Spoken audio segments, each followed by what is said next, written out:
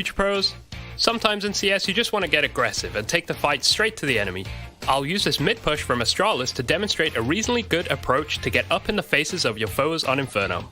It really helps if you're keeping track of the T's economy, as doing this against a fully bought T side will have varying results. This strategy requires 3 Future Pros, 2 HEs and an AWP. Future Pro number 1. You'll be the player who pushes deep into mid. As you make your way to mid, get your HE out and lob it down mid. This makes sure that if anyone does face you, then they will already have taken some damage. Make sure to push along the right side of the wall so you don't get killed by a T holding steps. Tuck yourself into this corner and listen for any noise or calls from your teammates. When Future Pro 3 has made some kind of contact towards T steps, this is your cue to peek out and hopefully get a free kill. After this contact, keep your head on a swivel, as multiple Ts could be about to flood out ult mid or T steps. Future Pro number 2. You will mostly be holding ult mid, but first throw this HE just as Future Pro 1 does. Once you have thrown your HE, it is possible for Ts to be close to you already from ult mid, so be ready for a fight. You can cycle between holding mid and ult mid depending on how the Ts are pushing. Be confident in your aim and quickly process any information you receive. Future Pro number 3, you'll be holding T steps from the top of mid with an AWP. Your role is to relay information to your team and act as support so your fellow Future Pros can't be singled out. And that's it. Going aggressive as a CT is always a risk, but if you and your lads are feeling dominant, this can be a great way to control the flow of a match. It could completely fail as well, and if it does, I don't want to hear anything in the comments. Get some DM in instead and keep improving.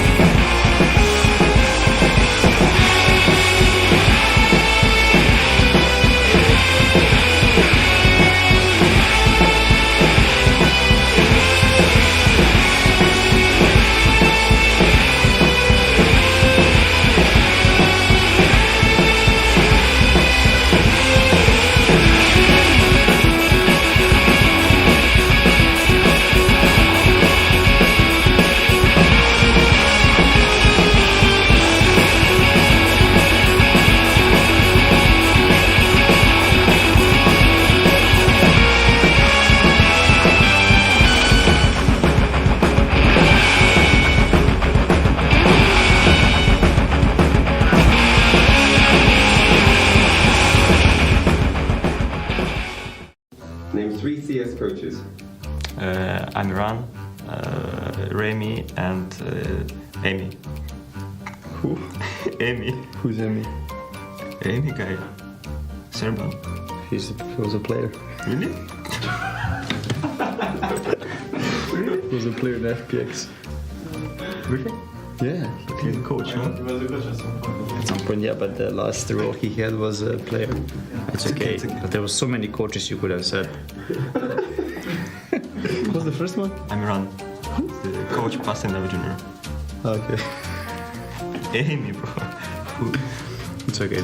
Name 3 things you throw on CS. Go. Grenades, rounds, maps. That was good. Name 3 people that you are smarter than. Alex, Crims, and Keita. I could see that one coming.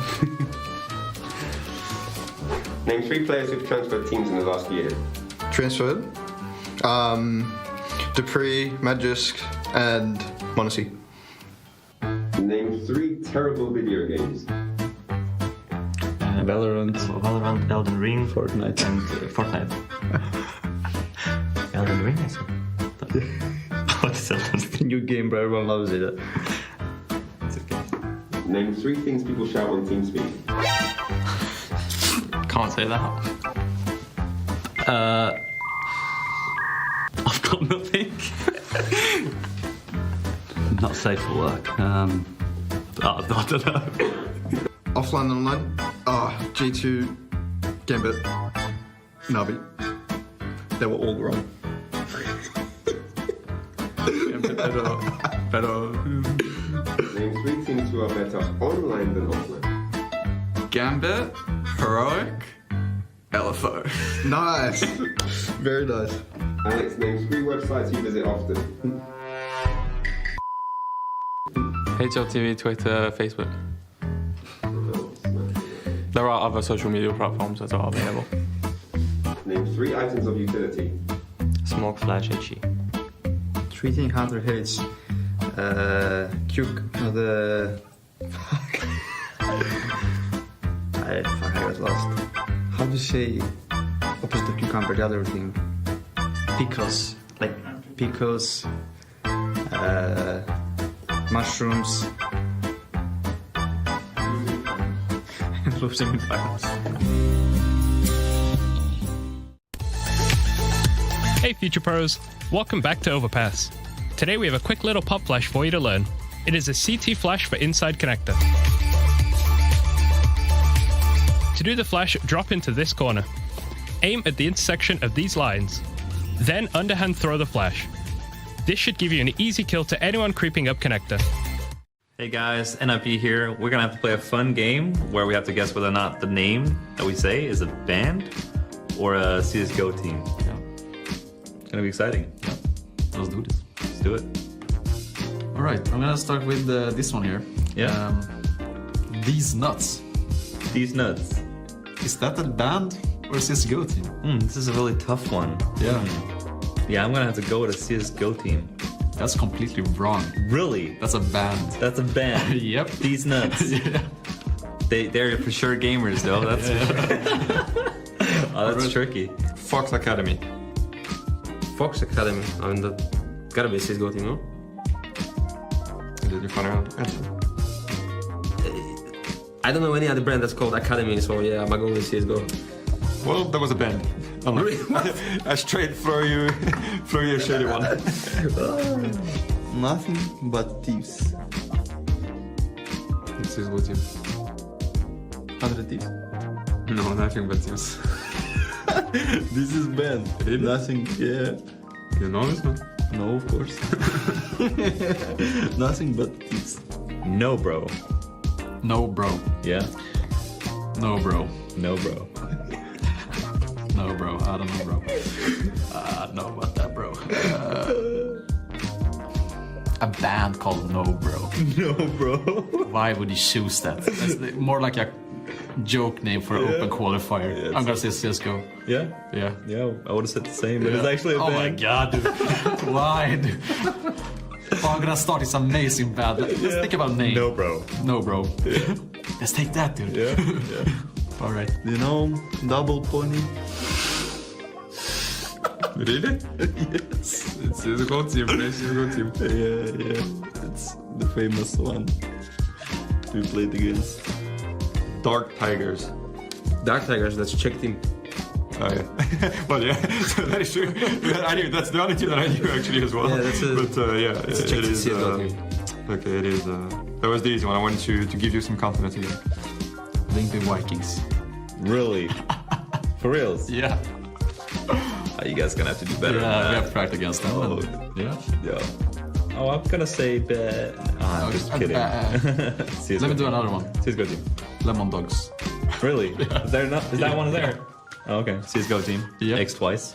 Okay, guys, so we just finished this game. It was pretty enjoyable, I would say. I have no idea where these names came from, but it has been very fun.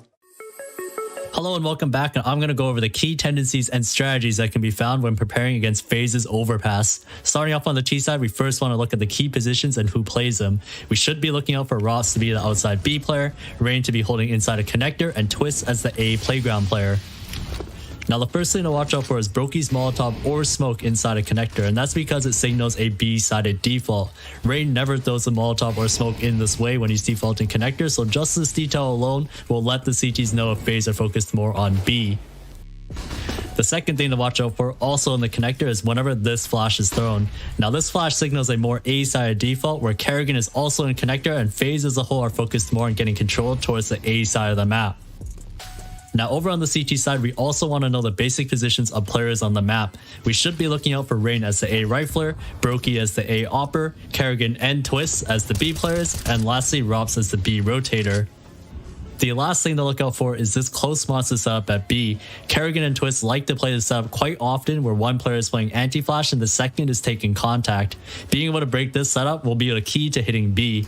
That's going to wrap it up. Look out for these tendencies the next time FaZe play on Overpass. What up, future pros?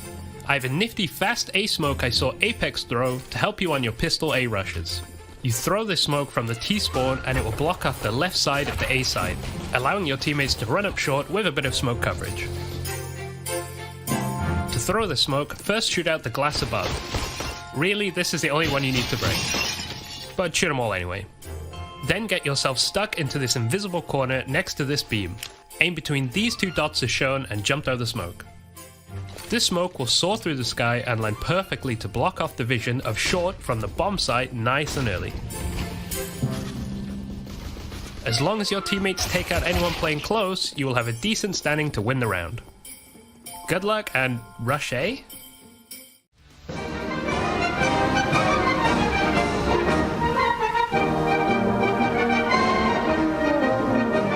I'm gonna go for the back guy. Okay. I'm on the back guy, too.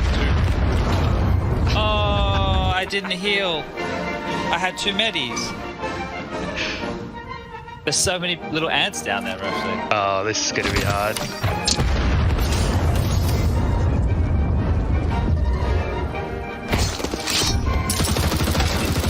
Oh, go below, rush below the water tower. I'll show it.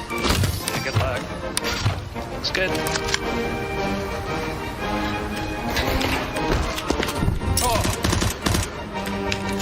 Oh my goodness.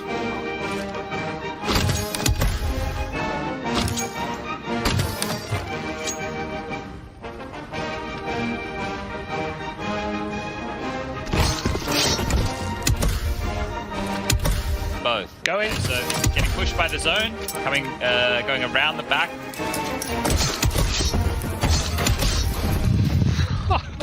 Yeah, I caught that on can to count. Yeah. I'm just gonna go Here at the red hut at the back. Okay. At this red hut rush. The big rock. Going. In the water one. I got the water. In between the rocks. In the smoke. A knife. I was just waiting. I lost 50 HP and didn't get where I needed to get. So. We'll put that one in the blooper reel, I think, right? 2 lighthouse front door.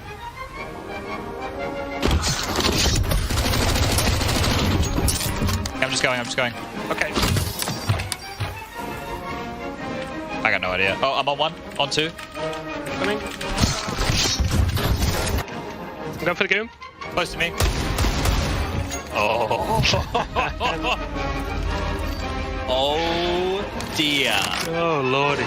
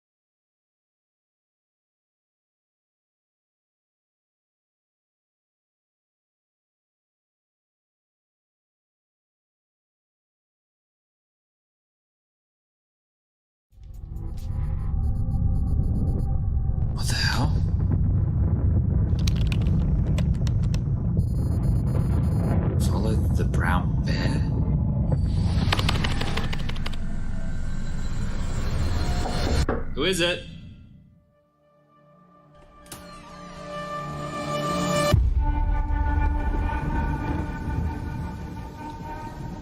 I know you fear this prison. A prison you cannot smell, or taste, or touch. A prison for your mind, for your soul. I want you to break free. And I know you want to. You want to feel the taste of victory on your lips once more. And so, the choice is yours. You take the blue pill, and the story ends. You wake up in your bed, and you're coaching that spawn-based Counter-Strike you've always been dreaming of. Or you take the red pill, and I show you how deep the casting rabbit hole goes. The team you're coaching? Cloud9.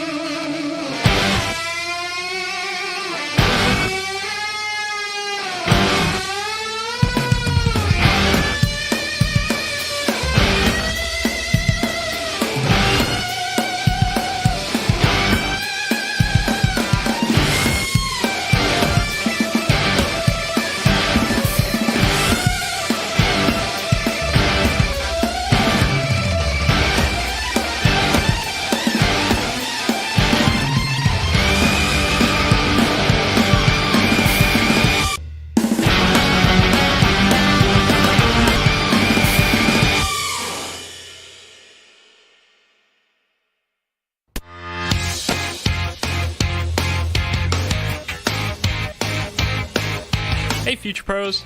Sometimes in CS you just want to get aggressive and take the fight straight to the enemy. I'll use this mid push from Astralis to demonstrate a reasonably good approach to get up in the faces of your foes on Inferno. It really helps if you're keeping track of the T's economy, as doing this against a fully bought T side will have varying results.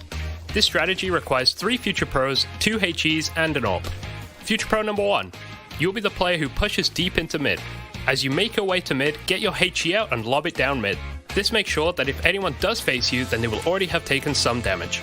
Make sure to push along the right side of the wall so you don't get killed by a T holding steps. Tuck yourself into this corner and listen for any noise or calls from your teammates. When Future Pro 3 has made some kind of contact towards T steps, this is your cue to peek out and hopefully get a free kill. After this contact, keep your head on a swivel, as multiple Ts could be about to flood out ult mid or T steps. Future Pro number 2. You will mostly be holding ult mid, but first throw this HE just as Future Pro 1 does. Once you have thrown your HE, it is possible for Ts to be close to you already from ult mid, so be ready for a fight. You can cycle between holding mid and ult mid depending on how the Ts are pushing. Be confident in your aim and quickly process any information you receive. Future Pro number 3, you'll be holding T steps from the top of mid with an AWP. Your role is to relay information to your team and act as support so your fellow Future Pros can't be singled out. And that's it. Going well, aggressive that doesn't quite matter now, does it? Let's go ahead and start talking quarterfinals, or better yet, listening, because these next 2 gentlemen are done playing Yu-Gi-Oh! With the Colex cards. They're ready to talk about a quarterfinal. It's going to be Alex and Chad delivering Astralis v Furia. Which one are you choosing? You know, you've got two in front of you, Astralis, Fury, the desk can't decide. What about you, Mr. Birchall? Well, Glenn's got blue eyes, the blue eyes white dragon. Maybe Astralis, the Danes could be picking this one up, but I cannot wait to get this game started. You saw this one, potential matchup on paper. It's come to fruition. And I cannot wait to get Art versus Config in the server today. Oh, there's just, you got two of the most unbridled aggressive players and two pairs of Julies in the mix. A lot of nades as well. Over towards B as well. This is going to be 60 bullets to hold down Cave. Yeah, that's going to be fun, but check out how much nades Astralis are bringing into the mix as well. Look at this. Crossfire. 1xbet odds are just favoring Furia here, and Astralis are posturing towards this B exec. If they smoke off Cave, they can completely remove Safe and Yuri from the picture here. That's a good play. Oh, they've just changed the smoke lineup. So, two smokes in play. There's one. There's the other. Oh, they want to go deep CT maybe. Here it comes. Smokes are in. Yeah, deep CT smoke thrown out. So Drop is going to have full vision and missed his first opportunity. He's in trouble. Defensive smoke. That's just a bonus for Astralis. Bombs already down. They got themselves into the site, and those two pairs of Julies have done nothing. Drop tested, overrun. There's Yuri now, delivers with the Julies. Safe still lies in wait in Cave. Yuri wrapping around. They'll have some pressure points here. The smokes have faded. And it's Zipex who does catch CT. Lots of damage inflicted. Art falls as well to the Zip Glock. And it seems to have concluded before Safe even gets to play the game. Astralis, that looked regimented. Yeah, perfect pistol right there to deal with those Julies. They didn't even get to use what they were designed for, right? If you try and push through Cave with multiple bodies, they can both keep spamming away with the dual Berettas and lock you out. Well, they go around the world, they avoid you, and Zip deals with that close choke point. Yuri's going to grab one, sure, but this is Zip. The smoke fades, and they have to be in a bottleneck position behind it. So Astralis, a beautiful way to kick things off here within the quarterfinals. And they are going to get their buy on through some Galils, an AK-47, some MAC-10s up against Art, and a Swag 7, the only real investment into this round of play. Well, it only took us 2 rounds to start talking about Art and his hijinks. The MAG-7 second round solo force, as they like to describe it. Yeah, it's a classic. Yeah, you see this one every day of the week. Now, he has been held at bay by that cave smoke thrown out from spawn by the Danes. The top mid smoke as well in play, and double Molotovs to clear out Cave. So nobody's going to be in roost up close and personal. You can call them many things, but Thorough should be on that list. Astralis have cleared out first step of Cave. Yeah, if Blame goes around this corner, he might get baited in by the pistols, right? If they just pepper away, he goes, oh, maybe I can get a kill or two. And here's Art. This is ballsy from Art. Unscathed by the nade, at least not too much to report. Safe from the flash, he could get a frag hit. Flame, bang, into the belly. Shouldn't be much more to celebrate for Furia. They have lost the sight, and, well, that long-range Mag-7 with no armor's got very few options. Have to fight his way out here, Art. Config, brave. And Art does get another one. Farley meets him, and now Yuri does go cleared. K-Serrato looking for a Zeus frag, and that's not to be. Okay, well, the fact that Art gets 2 kills there, it's all good. He's actually fine for the buy. He has more money than he probably would have if he took the eco. So, works out better for Art, gets a couple kills on the board, and can even bring out the glass cannon. Now, he's opted to drop that to Safe. So, Safe is going to get armor and an AWP off of these 2 kills. We have to really pay attention to how much impact we're going to see behind this, and Art's going to be doing a bit of a Mopos cosplay here today, operating with an M4 and nothing else. Right. Sure. Glave's only kept Julies as well, so we're getting fruity early here today. I'm up for it, and Art's going to be spamming smokes. The beauty of that silenced M4 is the lack of traces, hard to pinpoint where they're coming from. Just to note here, as the game continues forward, we will see the top red house smoke and the cave smoke again. Astralis have done that in back-to-back rounds, and that nade does so much damage due to the lack of armor there onto Art. Yeah, he is really... What? Banged out, and look at the space Config is taking. This is quick. It's a weird smoke, but it does work out. They're going to smoke off both sides. Both of them are a little bit funky, aren't they? There's gaps on either of them. Glaive will just retain this position, but it draws drop closer. Oh, look at that minimap now. Astralis have got such a stranglehold on B if they desire. Like, you want to rotate, you want to support, you just can't. Safe has the AWP there. If they go for an A split right now, that is the wrong call. Safe is over towards the big box, and K-Serrato is pushed up into A main. B would be the right decision. If they go in towards A, it's going to be difficult. Drop has to live. They are heading towards A. Drop. Your life means so much. Does deliver onto Glaive. Save. This is what he's been waiting for. They set him up. Lets it go. They're slipping the net now. 2 of them spraying him down a smoke to divide. Hoping K-Serrato can conquer. Does put the bomb loose. Looks like Astralis have walked straight into their trap. Yeah, this is a rough one now. It's just Zip, last man alive, 38 seconds left on the clock, and damage needs to be name of the game. Drop, stepping up in a big way here. I think he may have been spotted, Zip. It's going to be a matter of time. Steps on out. Safe gets the kill. And that's the first round here for the Brazilian side. Furia on the board. And you could see that going wrong, right? They had the rotation point, and I assume at this juncture they're expecting more players over towards B, right? Traditionally a 3-1-1. Well, it was a bit more of a 2-1-2, and drop with a double kill here. Important frags to make, and always some awkward angles to duel upon. Safe with a nice one after he missed the initial, and the follow-up. So Safe and Drop, the two newer boys of the team, with a pair of peace even. A pair of peas wouldn't get you very far, would they? No, not if they're under a mattress either. Miss Molly there. Yeah, Blame's got space and pace. Fury takes it out of his sails. Lovely shut down. And actually, just a defensive smoke. I wouldn't dare run through that. Oh, and this one here is looking done and dusted already. So the light investment of Astralis falls flat. Next round, 1900 as the loss bonus. And, well, they didn't opt to force buy into this one, right? So next round, it's going to be a couple of emissions as far as the buy goes, but they will be able to get a buy nonetheless. Have you found that, especially with Ancient, when you cast Ancient, it makes you want to play Ancient? Well, this is the thing, right? When I'm watching the map more and more, you're seeing the teams adjusting the meta. Yeah. Like, consistently. Like, it isn't the same. There's always something different when you watch this map of play. That's a nice shot from Zip. And I like the fact that we have seen the CTs go so aggressive with so much mid utility, B lane utility and control, and now the Ts adjust. They play more passive. They wait it out. They can play the mid rounds. You saw the pressure from Astralis in the previous gun round towards top mid. So starting to take advantage of some of those tendencies. Yeah, I really think that players have got a really nice approach on their T side, and Art is coming just on a timing to finish off Zip. I think it says a lot that Valve haven't adapted this map as much as they did Vertigo. And there's a reason for that. I don't know what the reason is, but apparently they do. And as the teams play it more, you can see the map adjusting ever so. And we will get back into the buys. Astralis light with 2 Galils, 3 AKs, and, well, there's enough util to go around.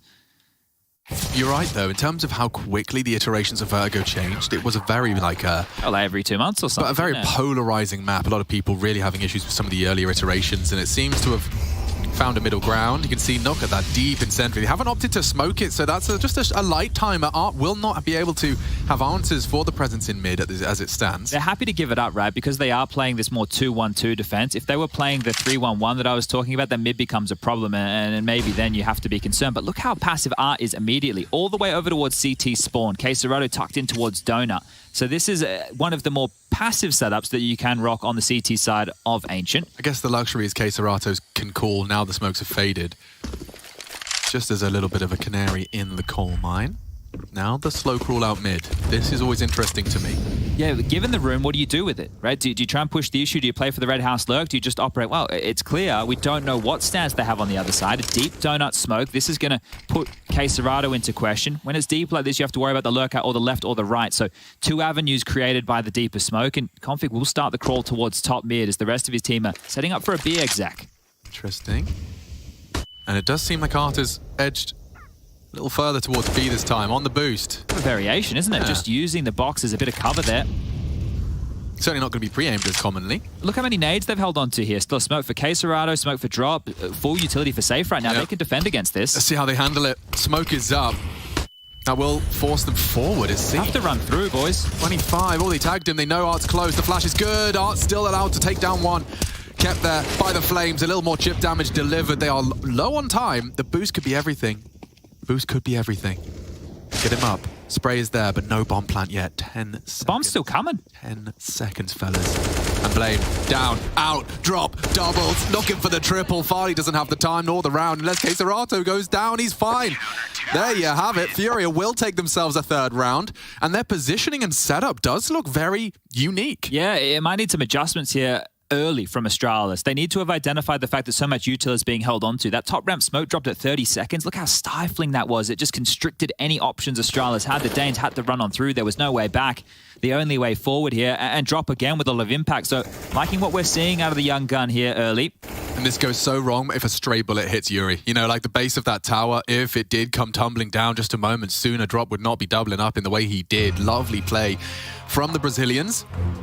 I like the fact they've taken a timeout early here, Astralis, because they need to have that conversation about what just happened. And then what's the adjustment? All right, well, if they're giving us so much room, do we press the issue mid sooner? Do we try and be a bit more threatening B, right? Do we go for something a bit more poppy? Because if you're playing a smoke defense like that and you're calling the bluff of the opposition that they are going to execute late after all the early CT util, you might be stuck with a nade in your hand. But then the flip side of that, Now, Furia can mix it up. They can go more aggressive. They can take a few more liberties with that expectation already established. I know what I'd be scared of. Like if you want to go A, you have to get through K-Serato. They've put their turret there, and so just seeing that, I'm interested to see when Astralis try and test him. Looks like they're heading there now. Yeah, here we go. K-Serato for now is going to be joining Art through mid. Donut will be their response. They may not hear this though. No one is in Donut. No one will hear the fast steps of Astralis. Smokes are in the sky though. There's a tower. Oh, K-Serato, what have you got for us? He throws a little smoke to place around. Nicely placed. May slow them down. Look at the rotation. It's Farley, already here. Look at him. Farley is really wormed through. They may not be ready for him. Tucked into the temple. They are. And this gets worse and worse for Astralis now. Fumbling with the boost. The bomb's got across the big box, but Glaive's got 20 HP.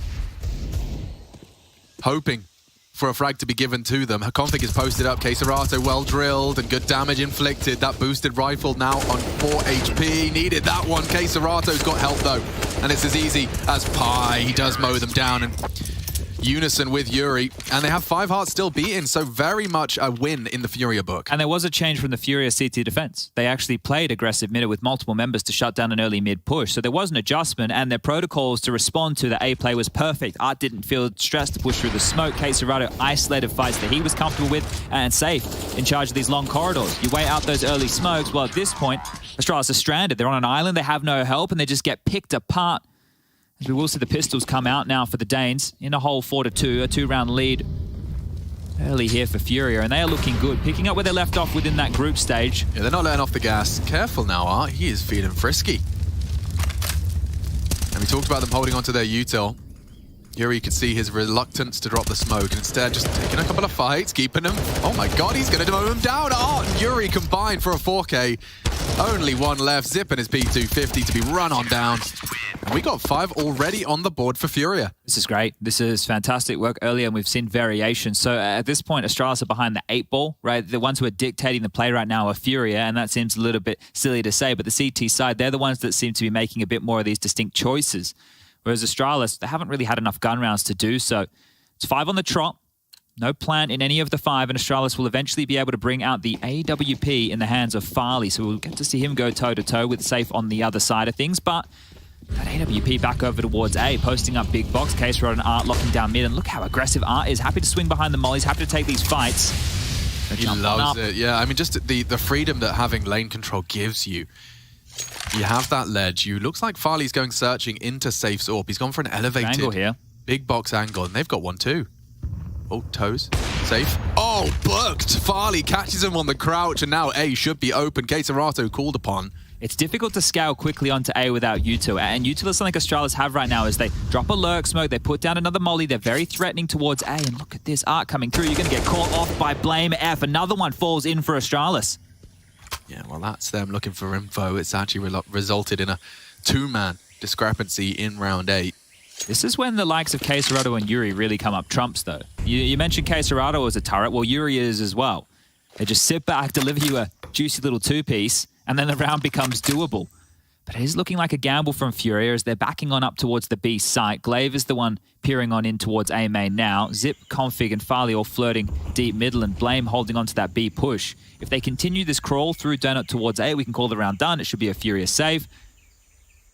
When you were looking into the veto likelihoods of this series, did you anticipate an Ancient? I think one of the things is Furia has a very good win-loss record in the last couple of months on this map, so that might deter teams from wanting to play it here.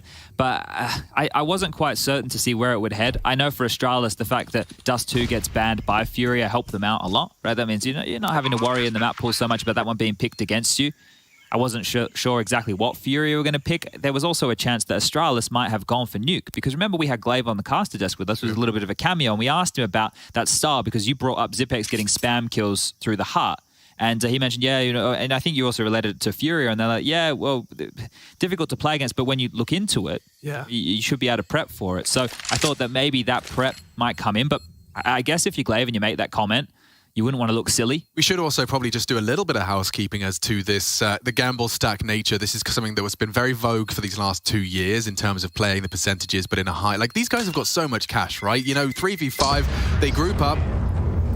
and they just look to extend play. You concede one round, but you're going to have a lovely cash stack coming into the following. Yeah, they're buying themselves future rounds, right? So if things get worse from here on out, then they'll still will be able to buy and stay remotely threatening. It's 10k left over for Queserato after a full buy. Safe's the lowest right now. This is crazy. Yeah, and this is the thing, right? The angle from Safe, he was actually looking close. So I think that he was hoping he would get like the angle that he was holding on top of the box, their legs first, but worked against him here. So a beautiful opener for Farley. And when your AWPer on the T side of Ancient is getting openings, you need to convert. Smoke dropped, and not going to provide the gap he was looking for, but Config is out. Pressure applied towards mid here early, and you can see Arndt on his haunches over towards Donut, knows something is impending. Yeah, that's a bit suspicious. He considered the extinguish, but it's been too long. It'd be very obvious too. They had full vision there. True. Farley, he is ahead of the pack. Oh, both of them tagged up, flashed up, nearly both zipped up. And elsewhere, Safe does shut down another. He catches him on B. Zipex just trying to take a little space and catches an AWP bullet to the dome. Farley's so low. This is a great start now for the defense, and it can get worse if Glaive caught on the jiggle. Forces are off the line. Oh, he's safe from that. He's going to get hunted down. Has called upon Queserato here. Good placement of the crosshair. Glaive, good for it. Trying to overcome this 3v5. Turned away. Queserato, you can't repeat. Glaive can fight you through. Traded out by Blame. They're making a round out of this, Chad. Yuri's on the fast flank here. He'll be in Donut in no time. They need to get that bomb down ASAP, or they're about to be locked on in. Ooh, drop and Blame. This is quite the head-to-head. Oh! Never mind. Loses his head. Straight through the smoke. Blame has turned it on his head. 2v2 now, and it's, if anything, disadvantage Furia. Blame's coming into his fight on A. Yuri's dead too. Blame having a big round here. And Safe don't fancy his chances. We talked about why they saved. This might be a good indication as to why they're going to lose all their resources. Smoke Donut's great. That's threatening. And Kit's been picked up. Picked up another smoke as well here. He's so worried about that A main play, but Blame's gone around the world, so another smoke dropped. If he tries and sits the defuse and Farley misses, there's a chance here. Just has to stick it. Just has to stick it. He is missing his shots. Farley last chance. Oh my God, it's under the ankles. And a clutch in air quotes from Safe. Smoke and a Kit, it's all you need. Oof, bit of a calamity right there, considering the situation. Blame does such a huge job, and this was after 2 openers. Astralis battle back, they get it into a 1-on-2 in their favor, and then they still drop the ball. Blame getting tricky with it, right? If he was from that main position, would have had a good angle to spam, but going around the world, the multiple smokes picked on up, works against him. But other than that, Blame's impact was phenomenal in this one here. Let me see the second shot. Oh, he just didn't stabilize? It was still a little blurry. Eesh. Astralis going to be still thinking about that one. That will linger. There's no timeout been taken. We're straight back into round 10. It started all over again. At least they got the bomb down, right? So plenty of cash flowing through the veins right now for the Danes. And again, this 3-man B setup, but it's passive still. They're not fighting the B lane. They're not taking those aggressive duels. It's giving Astralis so much room to work with here. And Glaive and Config, I'm sure they're thinking, well, if we can't find the fights in mid, what are we going to do about this one? Smoke top red house, starting to move Config across. Glaive has the bomb. He shouldn't get caught in transition here. But maybe, just maybe, they set up and go for a full B piece, right? If you get all this control on the map, and you can start to pull a player back with this donut smoke. You'd think it would be punished. Yeah, and here's an example of it. Flash, Config walks through, Art fully blind, and he readies himself for the repeat. That's what you need out of Config. Set him up for success. And now he has Queserato on his screen as well. But just losing donut control. Parker T here. You can. Config's on his roam around though, and Safe been summoned to mid. He detailed. Drop still has a smoke here. If they stay to go towards this B site and drop or throws the smoke down in about 30 seconds, there it is. They're in strife right here. Config needs to get another kill. Yeah, and that's going to put Safe back on his line on red. This is the duel. If Config can wrap around, Yuri and Drop stays unnumbered, but... Going through cave, I think. They're going back through mid. Bomb's pivoting A. They're going A. And Safe, this is the duel. This is the line in the sand drawn. Config's ready for you if you're brave enough, and the sound cue. He hears the AWP rotating through. Config will try and activate. Yuri may catch him. Queserato puts the bomb on the floor. Confirmation of their suspicion. Config delivers and deletes 2 heads. Looking for a third as well. Doesn't need it. He has done his job. And Drop left on the wrong side of the map. That was really well done. They didn't get too stressed by that whole situation because those smokes being dropped applied so much pressure to the Astralis decision-making, and they're chasing Drop down, pinned on down, and Zipex will get the final kill of the round, but that is some impact right there from Config. And that smoke I highlighted earlier, you could see how it was used. You have to question both sides if you're R, and the flash was perfect. So the aggression, the ability to pop on through, has forced a timeout out of the Brazilians here. Furia Gary on the mic, an opportunity for him to chip on in. Yeah, we've talked about it more in kind of theory crafting terms when it comes to that lurk, deeper smoke into Donut and the problems that causes the CTs. Seeing this and seeing a player like Config get to work around it, be flashed into it, occupy Red Room after it, it's a reinforcement of our suspicions about what was going to happen. Especially with somebody like the aim he has, right? Yeah. If you have an individual like Config in a position controlling the rotations, it's going to cause a lot of strife here. So great work early, and this T-side from Astralis already up to 4 within the first 10 rounds of play. It's looking pretty good, and if they can win this round here consecutively, they can break the bank balance of Furia and start to skyrocket up on this T-side. Insta-window smoke from Zip, followed up with a couple of flashes. Maybe some more aggression from Furia now. They've been sitting back. Might be time to change the tune. Yeah, feels like it. Art has definitely got some pace behind this, and that was the fight Config was waiting for. Art wins it out. That is a very ballsy fight to take. Glaive's turn. If you can get away. They've all ran away right now. Glaive has so much space. I don't know if he realizes just how much room he has to work with. They've tucked tail, turtled up. Completely. I mean, trying to play the advantage. Blame catches a little flack from the nade. One of their issues is right now, if Astralis do get a kill or two, they can't entry in anywhere and take the space because the bomb is down towards T-spawn. Someone will have to be tasked with picking that up towards the tail end. They don't want to give up this mid space they've been given.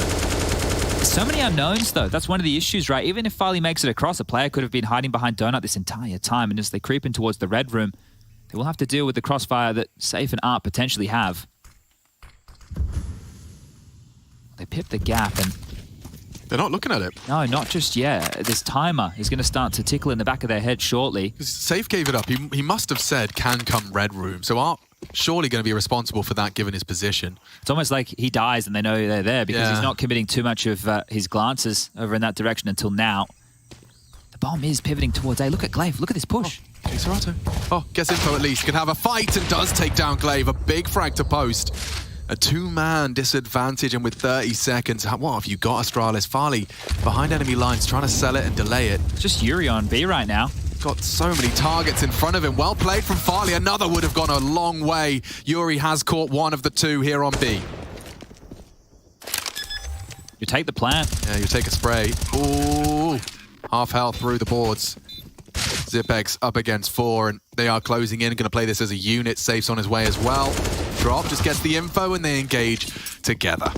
Just pulling him there, pulling him back and forth between the jewels. You can see the crosshair never really getting a chance to stabilize, and Furia do bounce back, and it was through Art's aggression in mid. So this was the fight that you wanted to see. It's not necessarily in the way I was expecting it to go down just yet, but Art going forward, taking out Config, that's impact. The previous round, well, Config had all the impact.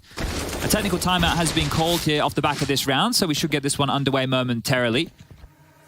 We can take a look at the cash in the coffers here. Plenty for Astralis to go for a purchase off the back of that plant. They would have already had enough, but there's multiple members around the 10k mark. They've taken this opportunity just to disconnect, so he'll be back. Don't you worry about that.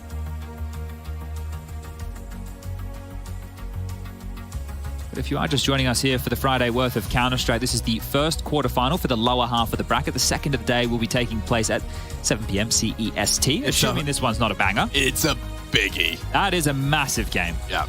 Na'Vi taking on FaZe Clan. That is going to be a fixture you want to set your bloody alarms for, everybody. Do not miss that game. The final before the final, I think it's been dubbed by the desk. Yeah, final, the pre-final final. Boomich, Electronic, Perfecto, Simple, and Beard clashing once again with the new look FaZe Clan. Rain's back, but Rob's the new addition. It should be a very exciting head-to-head, as should this one. I mean, I really woke up with a smile on my face, Chad, when we had Furia up against Astralis, and we get Ancient to start it. Very competitive half so far. Feels like Furia definitely have managed to have the answers. Astralis still racking their brains for some of them. It looked like Art's aggression there did just catch the better of their progression. But plenty of more rounds to go. 3 more of this half. It's still slightly teetering here, right? Because if Furia do end up losing a round and they get obliterated, completely wiped out, that's still an opportunity for Astralis to pick up a couple by virtue of the economy. Now, we know that Furia will go for these lighter buys. We know that Art has no dramas buying into Swag 7s and the like, so don't think Furia are just going to roll over here. Just looking for the backup in the server. It has gone down, and now we will be kicking things off as everybody seems to be ready in the server. Thank you for bearing with us. More and more players I'm seeing subscribe to the hand towel. Do you want to have the crispy tactile feedback from your peripherals at all times, especially when we see this game. We know the tiniest fractions of, be it angles, be it clears, be it comfort. It all plays a part into that final scoreline. I need to start doing some team-branded hand towels, I suppose. That's probably the next step. Yeah. But I reckon the optimal, like, it would be a highly absorbent, but like size-wise, it would be like a bar towel. You know, the ones they used to lay on the I know what you're talking about. Pubs. Yep. Back in the old days when we went outside and outside, I remember that place. This could be a little bit fast here, Alex. Glaive actually has a Mac 10. They might want to establish B lane control and then execute and brute force their way through any defensive smokes with a couple of flashes of their own. They have gone back to that more, well, I wanted to say it was a 2-1-2, and they're starting to pivot into exactly that. It's going to be quick. Drop. He handled business initially. Can he do it again? A bit of a shy spray and straight through the boards. The counter bang. Config draws blood. Blame struggles to finish his meal, and oh my lord, Drop nearly finishes Glaive. Astralis, they are wounded, and the whole Furia squad is here. Glaive could be a little rascal around the smokes here. Molly fading, back to turn, flashes in, and Glaive sprays down hard from behind. Config's good for it, they are low enough. And Keserato not so confirmed as to their health, otherwise he might be more interested in going for it. Another save here, and beautiful stuff. So it was a bit more poppy, a bit more assertive there. They weren't just going for a default spread. They've established what type of defense Furia are throwing their way, and if they're not going to punish them over towards B lane, if they're not going to throw the consistent Molotovs, get the HEs down, be peeking from that cave position, take advantage of that room and get your way into that B site. But how consistent is it that when Astralis are posting a T round with guns, it's Config they have to thank again? He had a 3K breaking through middle. This time he's kicked down the door on B. Well, this is one of the things with the Furia versus Astralis matchup. There are two win conditions here for either team, and initially out the gates, they are Art and Config respectively. If those individuals are getting room and getting entry frags, it's going to make life very, very easy. And this one here, Yuri's gone for the wallbang with an AK in hands instead of the silenced M4, right? With that, maybe he would have gotten away with that little maneuver. But Glaive actually taking a page out of Art's playbook right there and getting up close and personal in the smoke. Heavy towards mid with 3 right now is looking to return into more of the standard T setup here. Oh, that's a nice little nade on through. Dunks on the head of Safe. Need to smoke that. He's going to push. Yeah, Glaive coming in hot. And the good aim from MP9 spray is going to be met by Config. Lane is held. Config flashing before his peak. Gets the info. Still a man advantage. Farley extends it. Takes down Safe, and wow, Zip is taking some liberties. He's up, but he won't be expecting that. Drop still adjusts in time. Yuri in the cave, Molotov off. It's a perfectly deep molly as well. He really can do nothing but wait. And the only question mark is that of Keserato. That's what the utilities are concerned about. An instant pop on the CT smoke. And a safe plant from Farley as well, using that pillar to make sure that he can't get tagged on through. Config, this kill will seal the deal. But it is Keserato and Yuri. Oh. Couldn't really have done much more damage than that. No, and I think that caught him a little bit off guard there. It popped on up and landed right in front of his eyes. So I think this one is done and dusted unless Config oversteps the mark. Yeah, his job is containment. And he does go down, but it's not around. It's more about them getting some toes. Away. Yeah, nice strafe away. 2 rifles saved, but that is consecutive rounds out of Astralis. It's the first time we've seen them win 2 T rounds back-to-back since the pistol. And it's a good response because you've got Art up close and personal in middle again, being the fly in the ointment, right? He gets the kill onto Glaive, but they just walk up in towards B lane. So really understanding the defense right now and how they're able to pip the gaps, Astralis. And this is a very good T half already. 6 rounds is fantastic, and maybe, just maybe, they could walk away with 8. See here, Farley just... Oof. Catching with the smoke there onto Safe. Good shot to hit, and that was the nade. Yeah, hits him for a little bit of damage and then pops in front of his face. Down to 10 HP is poor Yuri. Now, a conservative round. Art's going to purchase on him with an MP9 and some armor, the rest of which is the saved rifles in towards. Here we go. They are just charging. Hold W. No armor on Safe, and doesn't matter. Actually takes down Zipex and gets away. Yuri's gone. Another one from the USP. Drop has found a head. This is getting spooky. Oh my lord, Safe. Still a problem. Recovers an AK, sprays down Blame. Keserato should be caught. Farley gets him. These are the 2 on Eco. Drop and Safe didn't invest. The other 2 had save guns and But they've got the 3 frags. And it should end here. Drop's got a bit too greedy for that one. Wanting to find himself a weapon, Glaive just through patience alone. Look where Safe ended up. He went around the world. He pushed out Cave, ran back around mid, and now he's found himself over towards CT How does spawn. Glaive not have armor with 6 grand? Ah, I see. That's a classic right there. It's not going to really hold him back. It's surprising how many absent Kevlars we had here. Farley. There's a kit for this. Dead and Glaive has no armor. 1 bullet. Looking the wrong way.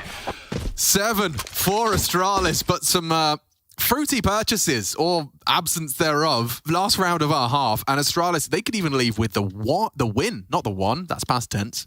Oh, it could be the 1 eventually. Yeah. or the 1. Oh, bloody hell, words. Safe, though, did do a lot. Look at this from Drop. 2 of them finding them in the chaos. That's the warband. They're paper thin, right? That spam is beautiful. You love to see it. But the buyback out, safe into an AWP. MP9s for Art and Yuri, respectively. No defuse kit for the CTs this time round. And Astralis looking good. Pace has worked for them. And now we lose all of it. Well, this is the thing that changing the expectation. Has been so many B plays right now out of the Danes. They are heading over towards A with a contact maneuver. It will be K-Serato to have to deal with this. Art in tow from the donut position, starting to slink on back towards CT spawn. And there's so much room to come on through. Very interested to see how K-Serato approaches this. This is his site. One final round, he actually gets to try it out. Safe from the flash. He's got to choose his swing wisely. Farley, just as he pulls out the nade, K-Serato strikes and smokes himself out to reposition aggressively. Could mantle up if he desires. Through mid, Drop's got Config's number, and Glaive sprayed down as well. Drop's really been holding his own here. Giving some bonuses in the multi-kill department. Has a difficult position there to hold on to that red room as well, because you're always doubting if that swing is ever coming. And another double up here just puts them into a 2-on-5 number advantage situation. They just need to close on out against Blame and Zipex. Yeah. Not going to be easy, but... Oh, wow, that wallbang's pretty damn juicy. Safe could catch that. Oh, Blame does open up the site with Drop's a low combination. Here. Drop's really got to pick his engagement wisely. Blame sweeping through. Looks for the bomb, does not deny. Blame's hitting every shot, and they're turning it on its head. 3 frags out of Blame F. Remember, no kit. Bomb ticking, and this Furia, this was supposed to be theirs. Every day of the week, an entry frag with the frag. Blame looks away. He has met by Art, and Zip doesn't really have much health to play with. Into the cave. K-Serato's got to get there quick. Time sensitive, and Art clutches up. Wow, looked like rather Blame had done enough there, but another one of Blame's hero moments is responded to by Furia. The fuse comes through, will make it 8, and just about coming into the second half with a lead. Furia changing sides, we get to see them on the attack. Astralis take to the defense. We'll be back in 2.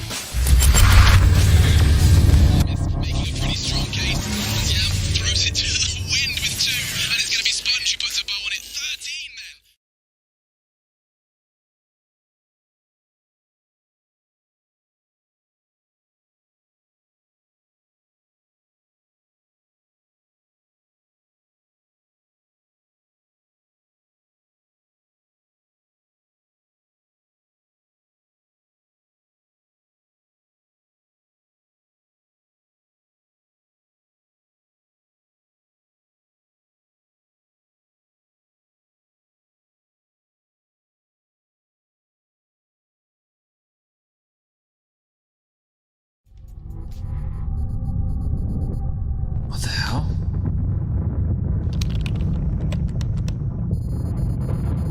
Follow the brown bear?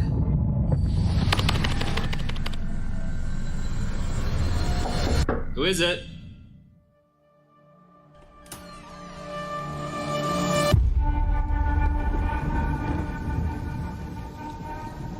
I know you fear this prison. A prison you cannot smell, or taste, or touch. A prison for your mind, for your soul. I want you to break free. And I know you want to.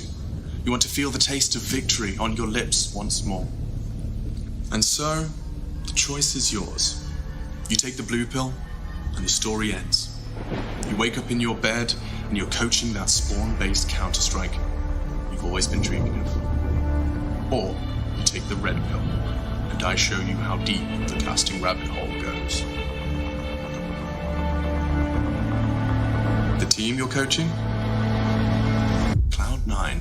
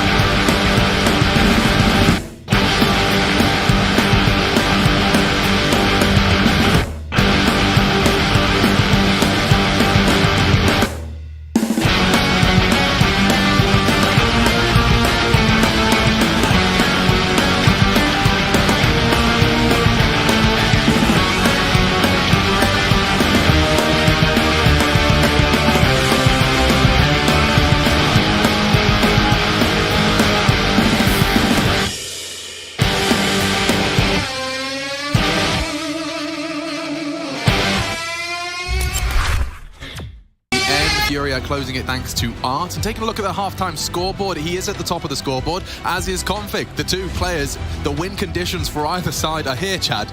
Good signs for the entertainment of today. And we're looking forward to seeing if that pistol can be as fruitful as it worked out for Astralis. T-side pistol, looks like they're going the same direction. Can they have the same result? Well, they have similar utility to make this one work here, and Glaive's also bought into some Julies and is playing in K, but it's quicker up the ramp, very fast. Yeah, okay, just go B, as Hampus used to say. Smoked off, Cave denied, and they're in. No deep CT in this variation, but they are charging down lane. Wait, Drop is going for a cheeky one. They're going to assume it's clear. Back to turned, and immediately deletes Blame from behind. Art, good for it, or rather Yuri. Wow. That's one way to do it. Might just be a save call here, isn't it? Is there. At least Config's in Cave. He could cause a kerfuffle. You see how late they did it as well? They just smoked off Cave and then they dropped that second smoke once they had control of this death cube. A smoke back, a flash as well. Wanting to flash forward Farley here into his demise. Better be a good one. Zip. It doesn't even matter. Art's going to take him down and continues to shoot on through. Zip has hit the deck and it is just one man standing. This round was done and dusted before this attempted retake even begun. Yeah, I guess Cave's just not the one for the CTs on this pistol. Config trying to take a couple with him. Going to be left with just the one. Okay, so they exchange pistols. You can understand the logic behind wanting to play in Cave against Glocks, right? Especially with Julies, right? You're hoping to stall them out. You think, okay, the T's, they're going to come, the close fights. But no, just up the B ramp. And because of that, both pistols played out in a very similar fashion. Galil's being purchased on up now, and it does look like Astralis are going for a force buy here. Continuing to cause a bit of chaos in the server, up to 15 kills now. Yeah, and 4 players very vulnerable and susceptible to that safe MAC-10. He's going to want to farm up for a T-side. Oh, where's their health just gone? A couple of nades dropped on their dome right there. They are so low. Problems now for Furia. Oh, they can't afford to slip up here. Astralis, they're always threatening, and Blame reminds us of that. A wall bang headshot onto Art through the ledge. One of the healthy ones as well here, safe and drop. They are in a lot of trouble right now. Surely you have to call Keserato off of his luck, eh? You're going to need him to break through this site. Glaive is even activating on the A-hall, so it's a question of when Keserato's willing to give this up. If he pushes in here and goes on down, it's surely the round in itself. It is. Ooh, the punch is vicious. Through the corner of the wall. Bit of a stalemate here, but Glaive's... Well, I thought he was flirting with sticking around. It is Yuri and Keserato who have to do the heavy lifting in this, and the idea of drop and safe just have to stay alive because it's unconfirmed damage with those HEs. Astralis don't know how much damage they've just done. Now, one of the positives is, if it is a B finish with this smoke and utility that's left over from Furia, the pistols can pepper them through and take them on down. Farley has another smoke, so as soon as that one starts to fade, he can just drop it, and Furia can fall victim to the very same close ramp smoke late. You end up having to go through it grey screen, and that's what we're seeing. Yep, there it is, 30-second mark, another smoke dropped.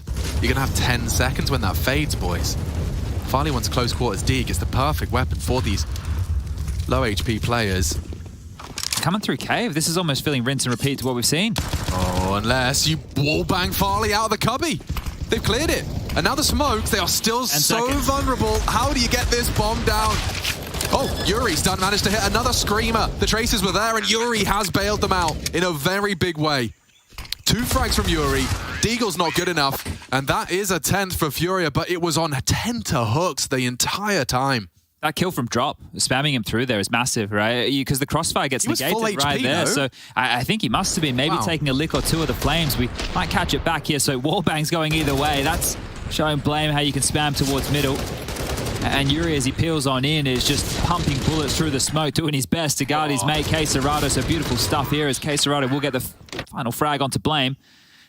When you watch that one back as Astralis, you're going to feel pretty hard done by, but there's a lot of fans in the fan cams. Yeah, you see the masks as well. We learned that apparently there's been such a common presence from a player, or rather a fan called Andre from Brazil.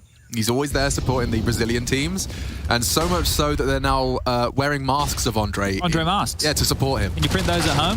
I suppose so. It must be self-made. Probably as a template in the Discord. Ollie's probably shipping them out from Germany. How do we get there again, Chad? It's esl.gg/fancam? That's the one, if you want to join the fun. And speaking of fun, Yuri's having more of it. A deep dunk nade, Zip goes down, 3 to find, and Furia will be up to 11 rounds of play here. The bomb yet to be planted. They need to go back and scoop that one up. It's been left over towards the backyard of B during all of this. Looks like Furia are more interested in the frags than the plant. They've completely removed any way out. Safe's in main. Quesarito looking to come through donut. Drop has CT spawn covered. Maybe they want to allow Art and Safe to come on through it and use these Mac 10s to farm, but someone else will have to become responsible for the bomb. There's one.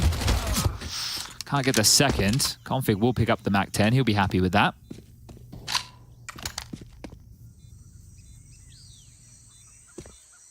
Did anyone make the audio track of the ambient sounds on Ancient yet? Oh, with the lo-fi? There must be. You must be able to find that audio file, but it must exist somewhere. Oh, yeah. If you hack the mainframe. I haven't been able to hack the mainframe in all my years. No, nor I. I did used to flex the IT classes, though. About Counter-Strike specifically? No, you open up CMD, you change the text to green. I see. And you full screen it. It kind of looks like you're hacking the mainframe. I see what you're going with there. Okay. Bit Matrix-esque. Yes, certainly. Which I'm sure you're all too familiar with. Maybe too familiar with. Well, here we go. About to get into the gunnies. Everyone's favorite type of rounds here. No more. Let me just strap myself in, Jadney. Well, okay. You know who's holding on to the Mac 10? The madman himself. It's not Amanek 10. He's not in the server right now, or he's not in the team right now, but it is Art, and he can use that very masterfully so. I want to scrim out mid here. It looks like they're coming quick. Yeah, this can be a real biff. Here comes Config versus Art, head-to-head. Fully blind and executed. Config has handled business. Rushing A still. There's a bit of a gap right now. Yeah, there is. And trying to address it was Glaive. The nade is good. A little damage, and combined with the bullets, 50 HP. I think might be on for an ace here. Yeah, he's certainly in the right place. He's going to flash straight through. Coming in hot. Config wanted blood. Loses his life. Drop. Power position here. They pump the brakes. Safe's going on a big flank. Ah, too little too late. Gotta live, and Yuri is caught out. They'll assume, oh, no, they know. Drop is here, and there's 4 players hunting him down over the smoke. We've got an elevated Zipex. That's the flank he was waiting for. And that will pull attention away from that big box. If he could just find another, unable to do so. And so Astralis build on that Config opener. We've all been there, right? That situation is Safe going, hey, can you live? And Drop's like, not really. I don't know. Probably not. I'll try. I'll stay alive for as long as I can. Yeah, those questions aren't always easy to answer. And it was a challenge, certainly, created by that double casualty for Furia. We get to see it again. Here it comes.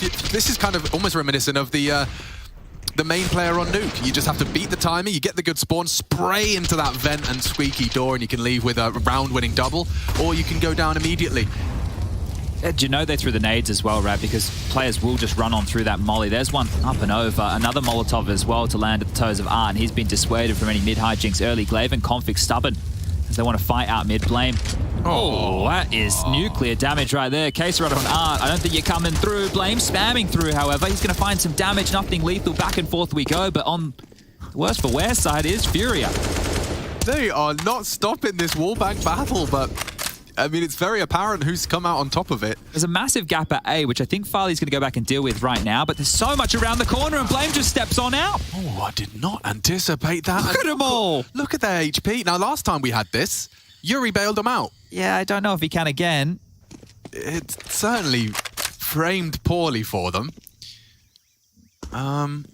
I wouldn't be surprised if a cut of noise goes down here, or actually just a complete relocation. How could you possibly keep these feet planted on B while you take that long journey back to A? That's just not going to be feasible. There's a lot of mystery right now for Astralis, right? You have Config watching middle, but A has been open for a very long time, so you can see the tentative nature that Farley and Glaive are having as they creep on back towards the A side. They don't know if someone slipped into Temple, over towards CT spawn, but they'll be in position in time, and just a big bad wolf to blow this house down for Furia. Art has one smoke and likely wants to drop that Temple or CT. Kona could be a possibility as well. They get Quesarito boosted up, gives him some elevation to fight into the site. Look at this crossfire, Config and Glaive. Yeah, it's going to be really hard to break, and you could blow them over here. 20 HP, a single bullet, deals with it, and the round comes tumbling down. Safe walks into the Config spray, or rather caught and denied of the plant. Some AKs hoovered up as well. 3 Kalashnikovs in Astralis' hands. And Config gets himself up to 20 kills here. So he's had some big impact already on this CT side against the guns with multi-kill rounds. And just well handled here from Astralis, right? I was talking about it last time we saw them play, how dynamic their CT setups have been. Right? It doesn't seem static at all. They're not just rinse and repeating. It's not like a gambit, just sit back and wait. And look, we got a bit of a Farley background there. A Farley fan in the fan cams. Art's going to buy up into an AK. Actually, it's been dropped by Yuri. Yuri has donated an AK for Art. So this is one of those hero maneuvers is they're just running in. Yeah, why not? And already across. Art is there. They get the bomb down. This is all right. It is certainly not bad. There's enough of a deterrent in place with the smoke. Full rotation here. Cancelled the plan. Knocked off the plan. That priority is killing Glaive, and Glaive has just decided he's not having any of it. Get off of my sight. And they will not get a thing out of that. Well responded to. Astralis, for a moment, looked like they had been caught out in that absent A hold, but dealt with. Yeah, if 911 are looking for a couple of early responders, I think Astralis would be fantastic at that. It's so quick how they're able to pivot back. So they go for the mid play, they see there's nothing there, and before the bomb can even get planted, look at this. A minute 24 on the site as they're pushing on through and taking the last 3 kills. Well, the first 2 happened before that. So quick to rotate over and deal with this mess. It's going to be 3 consecutive rounds right now and a timeout called. Just not able to find that entry, right? And if you're going to go for that hero AK, you have to find your team something. Now, so the ramification of that is... Well, Art drops Yuri back a gun. And he rocks the Tech 9. Yeah, so he's going to operate here with something a little bit less, but still chances now as Astralis look to tie things up 11-11. So your teammate in your game that says, hey, you can just pick up my gun when I die, that's the kind of a Furia strat. You can say that it's based on the pros.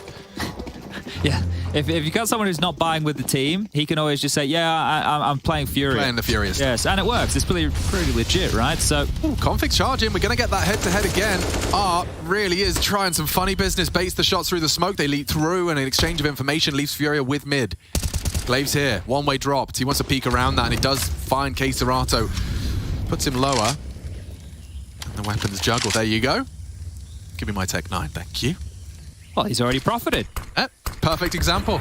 And he gets one with Titan Hollows. Oh, he did get one with Titan Hollows. Config 21 and counting, boys. He has double anyone else on his team's scoreline. This is what you need. This is what you want, what you request of Config in that Astralis jersey. He's been one of those conversations of Danish Counter-Strike for a very long time. Regress now up in towards Cave from Zip and Blame, and while stalled out towards the top of the ramp is dropped. You can see the smoke just obscuring his vision here, but it feels like they have to do what Astralis was doing, just try and finish B. See if they can get on in. Slither gap held. Big shot hit. Wow, Zip. Perfect from Zipex. Sends Furia completely out of round 22. Yuri trying his luck, but he's walking straight into the Blame domain. Perhaps not. Zip doesn't want to be susceptible to the wall bang, and Farley is good for the frag. Just Keserato. And he's got three different angles. Where's a free B? And yeah, Glaive's posted on him. Farley doesn't need to fight, and he baits the shot. Oh, he's playing some video games, just not quite the victorious kind. 11-11. What's your wish? I wish this one keeps going because I'm actually really enjoying the different CT setups we're getting here out of Astralis. I hope that Furia don't just roll over here. The T-side, we know how difficult it can be, but they are feeling like they're getting bullied now. They're not getting away with any space in mid, and if you contrast these two CT halves, remember how much room Furia were giving to Astralis. If they wanted to walk out towards Red House, if they wanted to try and walk out in towards Donut, they were given the liberty to do so. And one way to start to guarantee this, if you are Furia, is to take some pace out. But look at Art. Look what he's bought right here.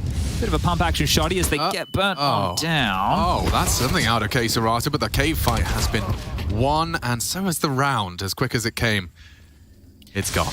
Yeah, so just to continue that conversation, I think that Furia have to pump the brakes. Yeah. Because there's a lot of CT utility being used early. Now Astralis could always now change their tune, operate with something a little bit different here. Yuri and Safe are going to walk into their demise. Farley should be good for both. We talk about conditioning, you know, like I agree that that's something Furia should be doing, as the ice wall was put up by Yuri's Sage there. That one's a bit higher. Yeah. Yeah, I think he has a bit of a buff, actually. Yeah, new patch. Might have collected all the orbs. Yeah, the whole game changed, actually. Are they called orbs? The spheres. The spheres. The glowy things that give you your ultimate that they said early on were not lethal. Chat back, Birchall. Counter-Strike is here, and we are loving life. I was only speaking facts, or I wasn't speaking trash. Yeah, of all the languages you chose to speak, you did choose facts. Okay, well, another timeout called. And can you say his name for me, Alex? What's that? This gentleman right here. Gary. Thank you. I don't want to call him the snail from SpongeBob by any means, and I don't want to butcher it either way, but this is an important timeout, and maybe, just this maybe... This is that conversation you were talking about. Yeah, and now if Astralis opt to hold on to their nades, then you're going to be feeling like you're getting played, because Furia, they need to change something up, and we know that they can be stubborn mules. We know they love a bit of aggression. They love smashing their head against a brick wall, but the brick wall is Config, and we've spoken about him. How many rounds have we had on this team side now? So we've had 8 rounds, and I mean, a good handful of them. We've seen Furia, before they get anywhere close to a site, having 2-3 players on half health from that utility. I mean, if you take a look at the utility damage numbers, I'm sure it tells that story. Yeah, Blame's got almost 400, and he's the B defender. You've got Zipex over there with him as well, close to 100. Everybody else, at least in the 200 mark. And here it is again, chunked on down. Queserado chipped away at the deep door smoke and play over towards B. And maybe, just maybe, a chance to breathe. Queserado goes on down, and they try aggression again. Blade throws this one way consistently in these last few rounds. Apparently more than one way to skin a panther here. They don't need to just get Config up in the grills. Config's ratting the smoke. Art. I'd have heard that. Yeah, well, he knows now. Config can tuck in. He will maintain mid-control. And it's unlikely to be Molotov'd out. Art's can be so concerned about Donut. Safe's not going for a ledge peek either, so they won't have that different elevation for this. They clear their corners here. That's the big question mark. It is a huge question mark. I mean, Config can win the round if he's not. Glaive's trying to even be a little bit of a bait. And Config does reveal himself. Safe's gone. More to come. They do overrun, but Farley's here, and oh, there should be a frag for Farley. Should being the operative word. He's got to be concerned about ledge as well. Drop, running in, and deleted. Furia, they just can't get the ants out of their pants. They want to keep moving. Aggression here. He's going to catch Art off guard. Art might get past him, sure, but the bomb will go down. It'll give a sound cue unless Glaive keeps on pushing. Okay, hold up a second. He's in, and he won't be punished immediately here. If he smokes off Donut, Farley can't do anything with the AWP. The jig's up now. The bomb's getting planted. This is a change. In the last 5 rounds, they haven't been able to plant, so Glaive's going to be here to respond, but maybe Art's ready for this. Oh, he will be eventually. Oh, just considered it. Safe from it. Glaive didn't spot it. Art doesn't either, and yeah, Glaive good for the frag.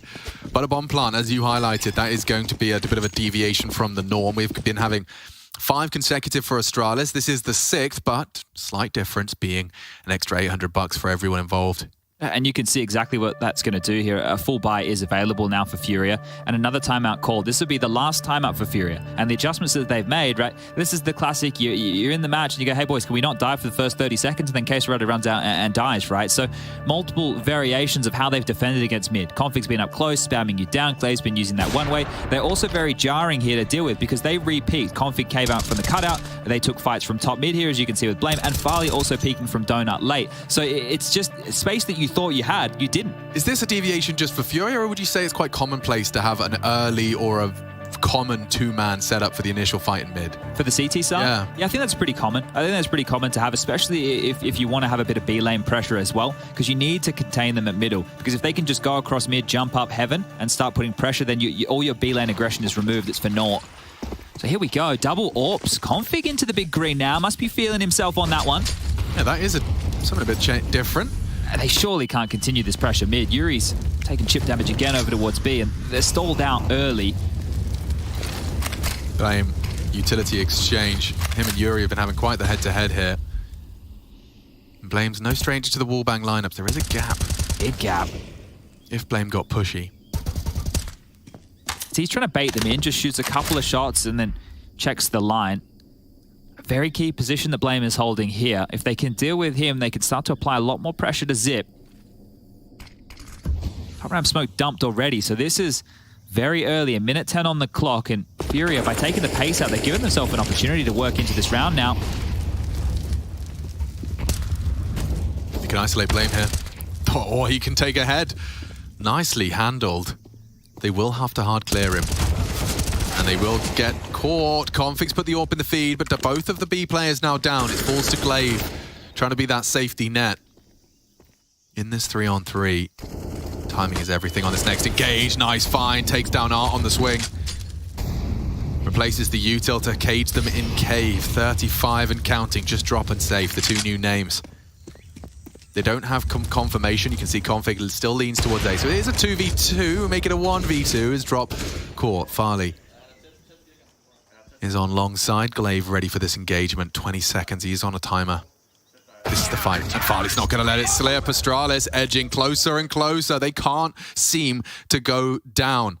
7 in a row now from Astralis. It looks like this might be a shutout here as well. This time no plant, meaning everybody's shy besides safe from a full buy. Art's bought into some Kevlar here. And remember, they don't have any more timeouts that they can call. This was great from Blame. And then Zip was there trying to bail him out for a few more, but it's all right. You have safety net in Glaive, who makes sure that mess is mopped on up. And they're cleaning house now, Astralis. Frustration from Art. Yeah, it's boiling over now. Keserato fully invested, and look at the damage again, just chipped away. You're running straight in, and oh my lord, he's pulled an Art maneuver out of nowhere. Another body dropped. Glaive cleared, mid-open, and look at him. He's already in red room for the rotate. With an AWP no less. Farley not going to be ready for that engagement. Art takes matters into his own hands. The frustration, demonstration, but not clear in his corners, and Zipex at least makes the round interesting. Keserato could be caught as well, but Zip, he'll upgrade the weapon. Bomb now down on A. They're looking for a save here. Blame going around the world in towards T-spawn, and Zip wants to join him. Now, they haven't been able to scoop up many of these guns, right? Because it all went down towards mid. This is the thing. There's still lots of cash for the likes of Config. Glaive still with 10K. It looks like they're going to hold on. I felt that maybe give it a bit of a crack here, give it a bit of a look in, but not to be the case. And if you're Furia, you want to grab these weapons that were just thrust to the ground. You know there's an AWP. You know that there's a couple more guns that you can scoop on up towards the Red House room, and they're combing through now to do exactly that. AWP scavenged. What else can you find? It's an AK there for safe, and it looks like it will be Yuri, the only one to walk away with, I was going to say nothing. An M4 picked up in the final throws, and they do get around, and it was through mid-aggression. Art with the opener onto Config, and it's actually Keserato's kill through the smoke that was the one that really left a bomb site extremely susceptible. Because if Glaive stays alive, maybe he can rotate back and cause a bit of chaos. So big stuff here out of Furia to get themselves on the board. They break the spree of 7. He was just pre-firing as he rounded the corner.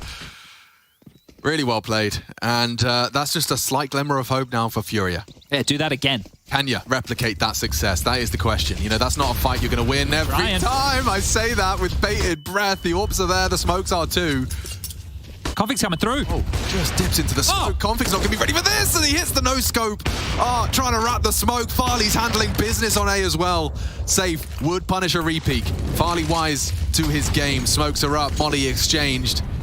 And you have to reset, but look at how quick these rounds are ending. Blame's already pushed through your elbow and has gone down to Yuri. But what was a 5v2 whittled away to 4, but so much time. I can't believe that Config risks pushing through that smoke with an AWP, gets to take a shot, gets away, and then hits the no-scope. Yeah. I mean, I don't know if he must have like cottoned on to Art pushing the smoke when he did take that little bit of a swing. Looked from the X-ray that he was obscured by the smoke. Safe. Spots out Zip. Oof. Warning shot fired here. And he's pushing up with the bomb right now. There's 2 to deal with. Yuri's trying to take space now towards middle. He might catch Config. Its timing is everything. Oh, Config's not going to let that slip. 28 now for the Star Fragger. And secondary AWPer in the off angle is Zip. Makes it 15. Well, back to square one. Yep. And this is great for Furia to pick up the previous, but then to fall flat immediately back by almost rinsing and repeating the exact same strategy just with rifles. Glaive, an absolute nuisance, and I thought that it was Config who got that kill. I don't know how he picked it up, but it was Glaive to get it, so pardon me as Ali shuts them down as they do try and find that space. Accounting for it this time were the Danes, and just one away from picking up map number 1 here within the quarterfinal. Mirage next, and Nuke the third if we do need it. Not so concerned about middle this time, Furia, and Config. What are you cooking? He likes to live in this smoke.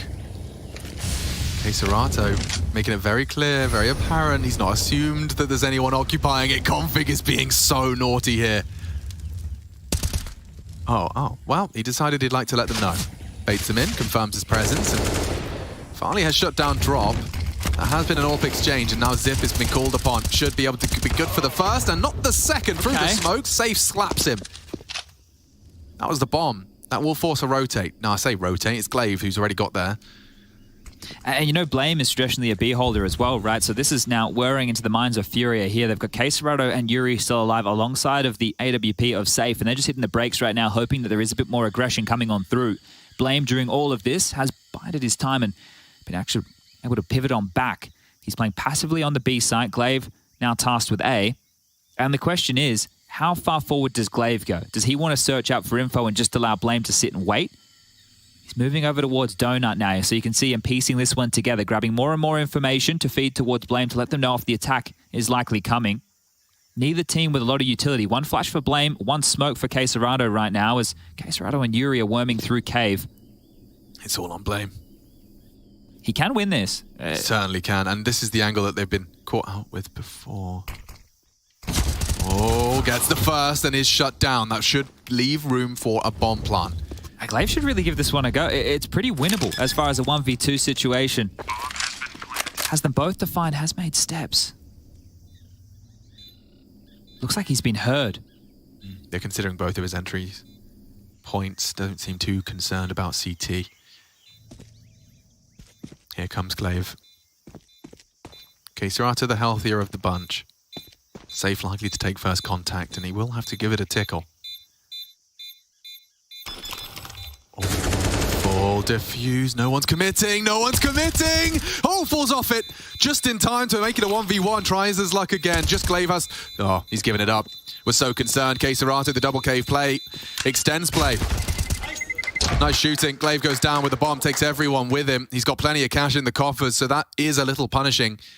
But it was the last round, he gave it all it had. It's actually pretty important because they deny Save having that AWP, and he had a banger of a shot through the smoke there on entry up through that B ramp. So important to deny the AWP going forward here for Furia. But on the other side of things, they haven't opted to get one into the hands of Farley. So this mid exchange, it got awkward, but picking back out was Config, giving up his life over to Quesarado. You can see Safe there onto Farley, another one coming on through, and Quesarado starting to warm into things now. 17 kills for him as we're back underway. It is this 1-4 spread from the T's with Quesarado tasked with holding mid. The other four trying to get this P lane control, and I think Art wants to go through this. Extinguish implies. Zipex is staring at it. Forced into Cave. Lots of room for Art to stretch his legs. He's got all his util on his back, but he's just going to count on Drop. Oh! Gets them both. Huge impact from Drop. Likely to go down. Art's already met Glaive's M4. Could spiral. Is Farley's put Safe down. I have to be a save call here for Astralis. They're going to go for it. Two of them, 20 HP. Drop can get more here. 17 bullets in the mag. Glaive, if he was to peek, it would be a hard shot with 5 HP. And now hard to plant, hard to plant. One bullet would do it. The spread, the nades are there and denied. Okay, Quesarado, you have started to look warm. You know he hides and resides, and oh my god, Glaive lives on. First bullet connects and distracted. Config will finish it. 16 on the board, Astralis. They take Ancient, not only in the veto, but shutting it down here in the quarterfinals. Convincing stuff. The game will be broken down over at the analyst desk, but first we do have the opportunity to hear from the victors. Astralis with a little bit of a halftime interview.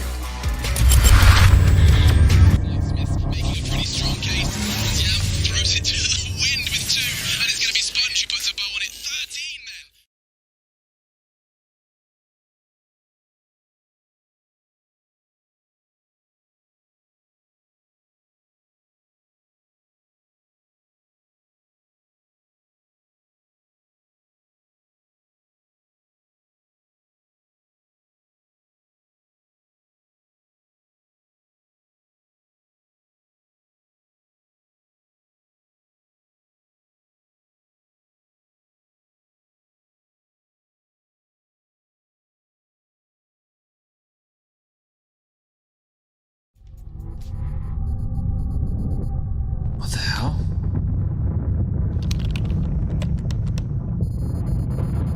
Follow the brown bear.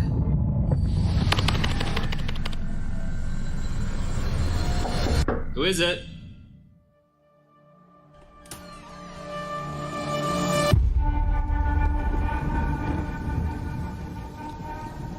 I know you fear this prison. A prison you cannot smell, or taste, or touch. A prison for your mind, for your soul. I want you to break free. And I know you want to. You want to feel the taste of victory on your lips once more. And so, the choice is yours. You take the blue pill, and the story ends.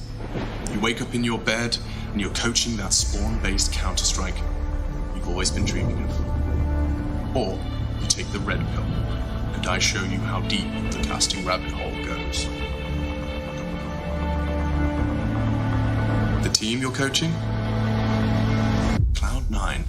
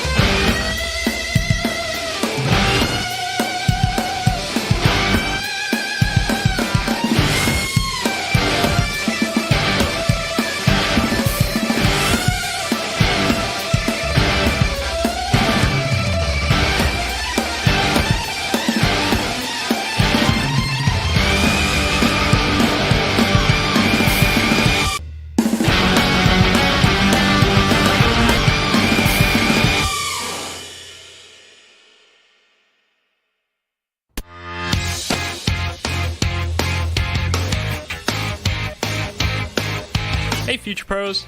Sometimes in CS you just want to get aggressive and take the fight straight to the enemy. I'll use this mid push from Astralis to demonstrate a reasonably good approach to get up in the faces of your foes on Inferno. It really helps if you're keeping track of the T's economy, as doing this against a fully bought T side will have varying results. This strategy requires 3 Future Pros, 2 HEs and an AWP. Future Pro number 1. You'll be the player who pushes deep into mid. As you make your way to mid, get your HE out and lob it down mid. This makes sure that if anyone does face you, then they will already have taken some damage. Make sure to push along the right side of the wall so you don't get killed by a T holding steps. Tuck yourself into this corner and listen for any noise or calls from your teammates. When Future Pro 3 has made some kind of contact towards T steps, this is your cue to peek out and hopefully get a free kill. After this contact, keep your head on a swivel, as multiple Ts could be about to flood out ult mid or T steps. Future Pro number 2. You will mostly be holding ult mid, but first throw this HE just as Future Pro 1 does. Once you have thrown your HE, it is possible for Ts to be close to you already from ult mid, so be ready for a fight. You can cycle between holding mid and ult mid depending on how the Ts are pushing. Be confident in your aim and quickly process any information you receive. Future Pro number 3, you'll be holding T steps from the top of mid with an AWP. Your role is to relay information to your team and act as support so your fellow Future Pros can't be singled out. And that's it. Going aggressive as a CT is always a risk, but if you and your lads are feeling dominant, this can be a great way to control the flow of a match. It could completely fail as well, and if it does, I don't want to hear anything in the comments. Get some DM in instead and keep improving.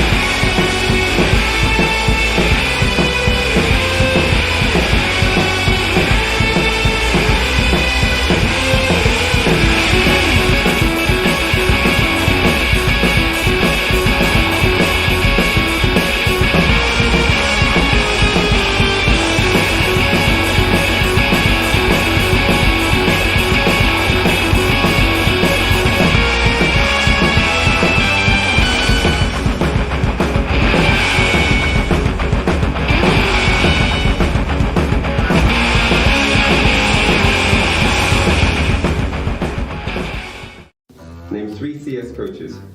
Amiran, Remy, and Amy. Who? Amy. Who's Amy? Amy guy. Serban. He was a player. Really? He was a player in FPX. Really? Yeah. He's a coach, huh? At some point, yeah, but the last role he had was a player. It's okay, but there was so many coaches you could have said. What was the first one? Amiran. The coach passing level junior. Okay. Amy, bro. It's okay. Name 3 things you throw on CS. Go. Grenades, rounds, maps. That was good. Name 3 people that you are smarter than. Alex, Crims, and Keita. I can see that one coming. Name 3 players who've transferred teams in the last year. Transferred? Dupree, Magisk, and Monacy. Name 3 terrible video games. Valorant, Elden Ring, Fortnite, and Fortnite. Elden Ring, I said. What is Elden Ring? New game, bro. Everyone loves it. It's okay. Name 3 things people shout on TeamSpeak. Can't say that. I've got nothing. Not safe for work. I don't know. Offline and online. G2, Gambit, Navi. They were all wrong.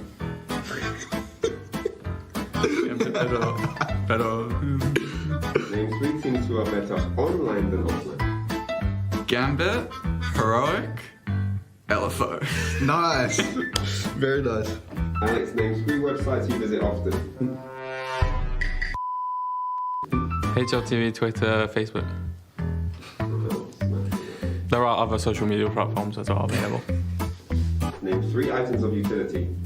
Smoke, flash, HE. 3 things Hunter hates. Cube, the... I got lost. How do you say opposite of cucumber, the other thing? Pickles. Like pickles, mushrooms. And losing finals. Hey Future Pros, welcome back to Overpass. Today we have a quick little pop flash for you to learn. It is a CT flash for inside connector. To do the flash, drop into this corner. Aim at the intersection of these lines. Then underhand throw the flash. This should give you an easy kill to anyone creeping up connector. Hey guys, NIP here. We're gonna have to play a fun game where we have to guess whether or not the name that we say is a band or a CSGO team. It's gonna be exciting. Let's do this. Let's do it.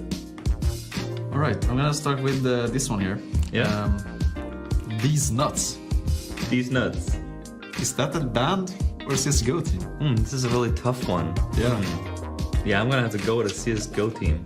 That's completely wrong. Really? That's a band. That's a band. Yep. These Nuts. Yeah. They're for sure gamers though. That's oh, that's tricky. Fox Academy. Fox Academy. I mean, that gotta be a CSGO team, no? Did you find out? I don't know any other brand that's called Academy, so yeah, I'm gonna go with CSGO. Well, there was a band. I straight throw you a shitty one. Nothing but thieves. This is what you... 100 thieves? No, nothing but thieves. This is band. Really? Nothing, yeah. You know this one? No, of course. Nothing but thieves. No, bro. No, bro. Yeah. No, bro. No, bro. No, bro. I don't know, bro. Know about that, bro.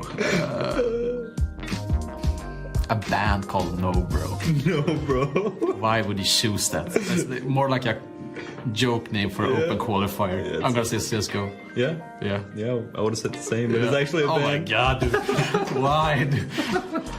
Oh, I'm gonna start this amazing band. Let's think about a name. No, bro. No, bro. Yeah. Let's take that, dude. Yeah. Alright. You know, double pony. Really? Yes. It's a good team. It's a good team. Yeah. It's the famous one we played against. Dark Tigers. Dark Tigers, that's Czech team. Oh yeah. Well yeah, so that is true. I knew that's the only team that I knew actually as well. Yeah, that's a, but yeah, it's a Czech it is. team. Okay, it is. That was the easy one. I wanted to give you some confidence again. Lincoln Vikings. Really? For reals? Yeah. You guys gonna have to do better. Yeah, we have practiced against them. Oh, yeah. Oh, I'm gonna say bad. I'm just kidding. Let me do another one. CSGO team. Lemon Dogs. Really? Is there not? Is that one there? Oh, okay. CSGO team. Yep. X twice. Okay, guys. So we just finished this game. It was pretty enjoyable, I would say. I have no idea like where these names came from, but it has been very fun. Hello and welcome back, and I'm going to go over the key tendencies and strategies that can be found when preparing against FaZe's Overpass. Starting off on the T side, we first want to look at the key positions and who plays them. We should be looking out for Ross to be the outside B player, Rain to be holding inside a connector, and Twist as the A playground player. Now the first thing to watch out for is Brokey's Molotov or smoke inside a connector, and that's because it signals a B-sided default. Rain never throws a Molotov or smoke in this way when he's defaulting connector, so just this detail alone will let the CTs know if FaZe are focused more on B. The second thing to watch out for also in the connector is whenever this flash is thrown. Now this flash signals a more A-sided default where Kerrigan is also in connector and FaZe as a whole are focused more on getting control towards the A side of the map. Now over on the CT side, we also want to know the basic positions of players on the map. We should be looking out for Rain as the A rifler, Brokey as the A opper, Kerrigan and Twist as the B players, and lastly Robs as the B rotator. The last thing to look out for is this close monster setup at B. Kerrigan and Twist like to play this setup quite often where one player is playing anti-flash and the second is taking contact. Being able to break this setup will be the key to hitting B. That's going to wrap it up. Look out for these tendencies the next time FaZe play on Overpass. What up, future pros? I have a nifty fast A smoke I saw Apex throw to help you on your pistol A rushes. From the Furia Astralis. We just had a pretty damn long affair. 29 rounds of play leaves Furia down in the dumps, and Astralis one up in the series. We're heading into new turf though, Shad, and what's your take on just how competitive map 2 can offer? I think this one here for Furia, they shouldn't be too worried about going down on their map choice. Coming into this, they did beat the Astralis with Lucky on this earlier in the year, but now Farley's in play and Config is hot, so that is their biggest problem. They need to stop Config in his tracks right now. A window molly achieves the same. One expert leans Astralis way. Up mid, Farley to be... Oh, hello. Still gets the frag. Big achievement from Farley. Though spotted, and there's another that slipped around. Look at that. That's an interesting one. They've got Config in the underpass and even flanking Queserato.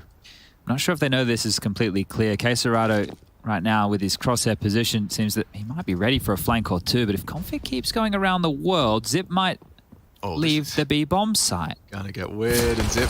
Oh, okay, well now Queserato's... It's just one man. It's luring Config back. The bomb's coming back. This is a very kooky round. Whoa, Art needs to be alive. His number much more valuable in this 4v4. Config's going to get flanked here while taking the fight on site, but Safe's loud. Very loud. Config's about to get spotted. Oh, he hears it. Oh, back turn. Oh, okay, gets Yuri. Could end the round right here. Config. So many different targets. Still on the site. Processing it, and still Zipex on the site. Queserato needs to fight, needs to finish. Onto Zip. Config again, gets one. A nice shot out of Art. That low HP doesn't stop him with the P250. Glaive pulls up from short. What a pistol round this has been. Still a chance for Glaive here. Art is low. Yeah, and they've cut noise. Just trying to work out where he can be coming from. He doesn't need to engage until... Oh, there's info. Queserato secures the information. It's Art that has to try and be Overwatch, and with such low HP on the jiggle. One click from Glaive could be enough. Art, good for it. What a round out of Art. 4 frags on that P250, and he went in util, heavy, no armor behind that.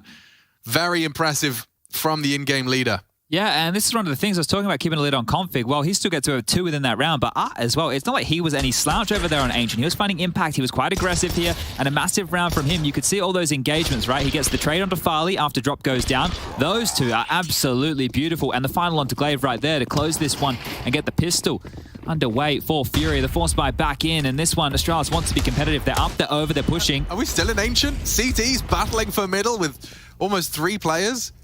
And Config, wow, quick snap out of Yuri. That was threatening with the dig, but he does deal with it. Oh, this is a real problem now for Astralis. They have opted to force buy into this. They might want to opt for a gamble stack, right? And if it is the other bomb site, they gamble incorrectly. The roulette spins out. And they are in the wrong place. They can just save, because you don't want to go down here. You don't want to give up all these goodies. Still quite spread are Furia. Plenty of time on the clock. A minute 15 rings out. Drop. Yuri, Safe, Queserato, and Ard are now just kind of chilling out in limbo. Right? There's no indication of where they want to finish. Plenty of smokes, couple of flashes, rifles galore. Queserato's going to throw a smoke in unison with Art. So right side of the A site, Blame F's not going to be able to contribute too much, but look at that smoke from Glaive. Completely denies it. They're working on mid right now, so they are grabbing this room. As they're going to pincer on up through connector, there's still a chance for a B split here. Looks like with Safe coming down mid, it will be the A finish. Time can get the best of Furia, but they've still got 30 seconds. Hard duel for Glaive to win, and eventually does fall. So Zipex not able to do too much from short. These stray bullets on the Deeg not going to find much, and it seems like Blame and Farley would rather have another attempt into the third round of play. Yeah, they did some good damage, but just unknowing exactly how much. Dropper's heard this rotation back, and he's alerted his teammates to this. Aren't starting to get a move on. Drop going to cut them off at the pass, make sure that they're unable to escape from the B bomb site. And the worst case scenario right now for Astralis is Farley and Blame lose absolutely everything here. Yeah, they're set up pretty tight.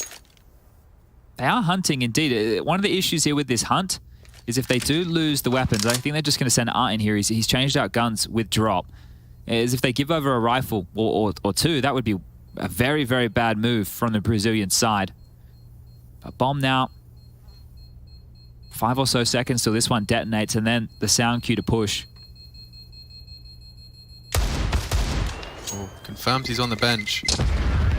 Blame does lose the Deeg, so just Farley is all. Oh, yeah, all he gets away with is that scout. So this is going to be difficult for Farley now. Wants to stay mobile with this scout and find some tags, but they know exactly what was saved. So if you're Furia, you could do something quick. You could do something execute heavy over towards A, just stifle them and block them out of the choke points with some smokes and mollies. But this is looking great now for the clean Furia 3-0 conversion. It'd be a bit of a calamity if they drop the ball here against a P250, a Deagle, and a Scout in play. And they've opted for the B stack. Everybody making their way on over. A little bit of boost up on the side box. And Caserado quite quick on this. Is going to get some jewels.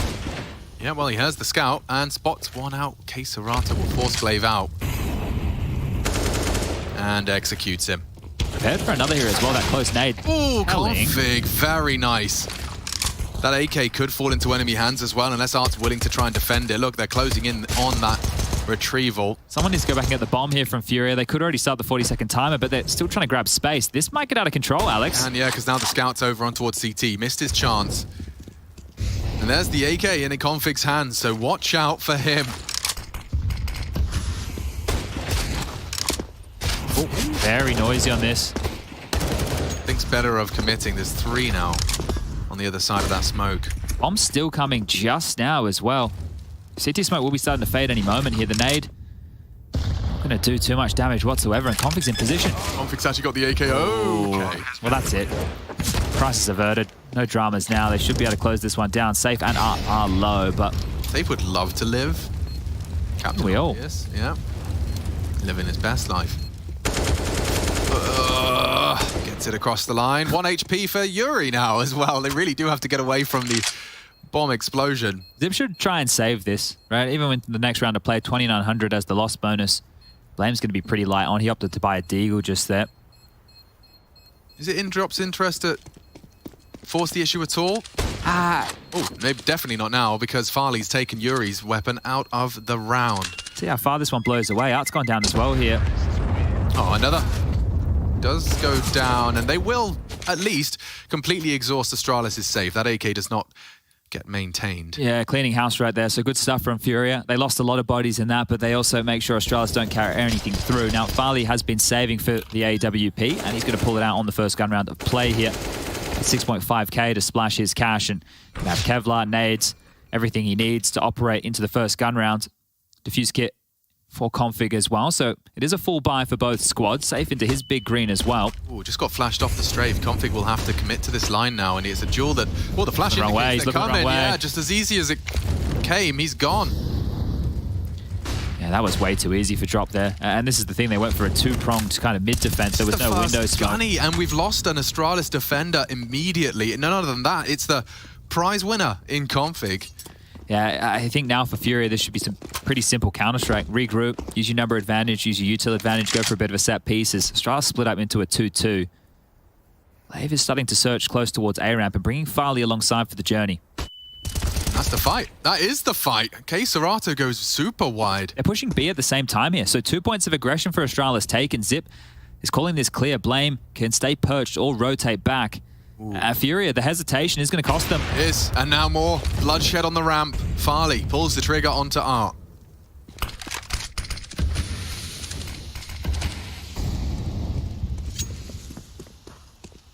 Great recovery so far from the Astralis. Very mobile on the defense. Blame is still in the apartments and can be a problem for this drop Yuri pair. Oh, Zip's just cleared mid, but they're up short. Blame has to worry about apartments and short. First comes easy. Drop confirms he's still there. Should distract, but it doesn't matter if you just get both. And now a missed shot as well. Blame will win the round on his own, on the B-apps. There's no saving here. Look where Glaive is.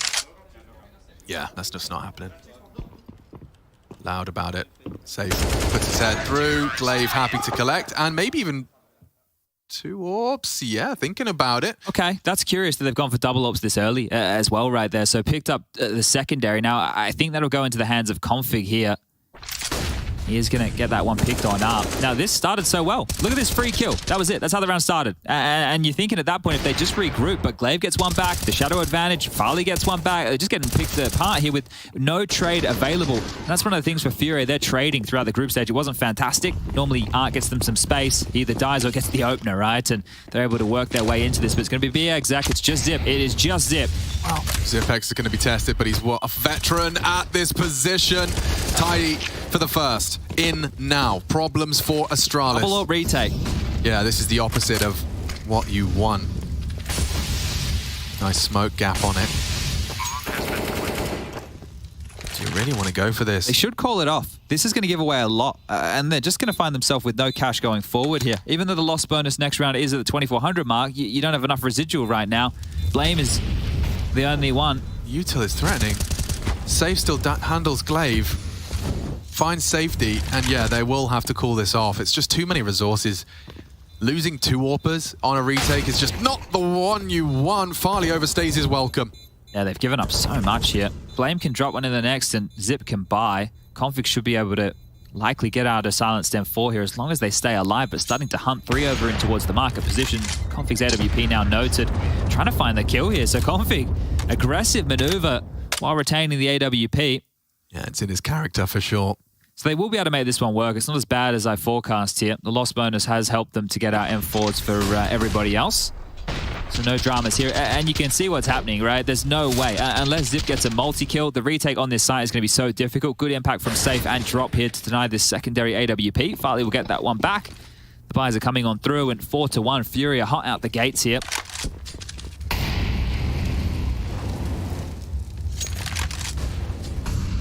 This is what I talk about, the dynamic setup. Now Config short, nobody B, Zip and Glaive on A. It's always something different out of Astralis. It makes them very difficult to read, but if they are reading all the play incorrectly, they'll be chasing their tail. Oh, Farley gonna get punished for that one. Good to keep it equivalent. It's a 4-on-4. They are coming knocking on this A door, and now with the smoke, Safe wants to maintain the threat. Oh, I don't think he dribbled that exactly where he wanted it, did he? Wanted to kind of be the divider so you can sow seeds of doubt, and it looks like it's at least achieved that much. Glaive and Blame concerned about the absence of info in middle. Arts has a line here, and we've already seen the aggression work for Astralis, so aware that this could be possible. Arts just hoping that somebody leers into his line of sight. There's enough utility right now if Furia wanted to try and finish on towards A. They've got a couple of flashes, a smoke, a few Molotovs. Caserado up through apartments, dropping. Safe looking likely to come through this A ramp play with Art as the linchpin through mid. Could be the difference maker here.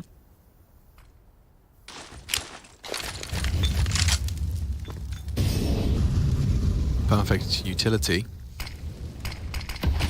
Blame smoked off. They have to start getting a wriggle on. Default needs to be cleared. Glaive to distract. Oh, completely booked on the fade. Oh, and Blame will get 2. This round has fallen apart for Furia as easy as that. The setup, perfect. It's like, when you look at the way Astralis are positioned there, it must be frustrating when if you didn't have the X-ray, you feel like the site is wide open at times. And then suddenly, these points of contact all come upon the fade of the smoke. Blame, a great find. Yeah, it gave Fury enough rope to hang themselves right there, right? So you go for your execute. Yeah, if you're not quick, that's okay. We're sitting, we're waiting, we're hoping that you're going to take more time off the clock. It makes our life easier. So Astralis will get their second round on the board, but Spotty still a consecutive feeling essential right now. And beautiful from Blame, right? The smoke fading there. And this is the thing, because Safe threw both of them, those smokes were on different timers. They weren't going to fade at the same time. The jungle one was up a little bit later. So the buyback here and drop into a deagle, the rest with AKs, but quite heavy towards middle here. Look at Yuri's space quite quickly towards the chair position. Nice nade onto Art. I'll do nicely. On a follow-up, nade is beautiful as well. Yuri takes even more damage.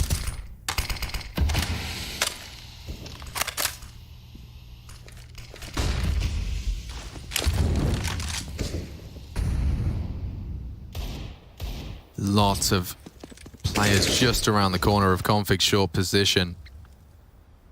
Booster starting to be deployed and they can just worm their way out into the angles. They're going to be so vulnerable to this if they're not ready. Yuri, crouch important. Over on the bricks now. And that's big from Config. Gets away with it. 4 versus 3 as the dust will settle. 50 seconds and safe. Oh, safe catches Blame. Not ready for Config. Bringing the fight, bringing that unbridled aggression. And look at the bomb's position. Maybe Drop can sell this just by existing. Has a pivot point here, knows one's window. The bomb's being scooped up and finishing B right now. Smoke actually helps Drop to try and clear. Doesn't find the info he was looking for, but B's going to be wide open here. Drop has to rotate. There was good comms there because Zip was worried about that vent play the entire time. Now he's given it up, and Config's jumped out window. If Drop just holds on to this rotation, they'll have to go past his line of sight. Well, Quesarado should get the plant for free. This is still winnable for Furia now. This is huge. Power position, Drop. What are you doing? He's making so much noise. Oh, he brings the fight to Config. Okay, well, that'll work well. Bombs on B. Screaming it. Farley on the retake. Kid available. Good bit of util as well, so just the after-plant decision-making here for Quesarato could come back to haunt him if the incendiary lands towards bench. Ah, it's on Drop. He has to go deep. Into the site, play the angles. Nice move from him. Keeps Quesarato the unknown entity. Still crawling is Farley. Farley now aggressing. That's the spray. One undone, and it's Drop to finish. Takes the contact. Good trade. And that's 5 for Furia. Denies the Astralis consecutive. Really good play there from Drop. I thought he may have gone a little bit too aggressive by trying to track down Config, but the fact that he gets the jump on him, the fact that he gets that kill, it keeps the question mark as, is it an A finish? Because the Connect player just died. Meanwhile, the ruse was the bomb getting planted on B. And it felt like they did a good job, right? There was an opening that came through one of the smokes towards Connector. Config grabs another one there. This is almost a lineup, but it's all right. Drop's here. Doesn't drop the ball this time round. Not at all. And a timeout called here, the first for the Danes. Astralis early in this CT side, needing to have a bit of a chit-chat about how things are unfolding.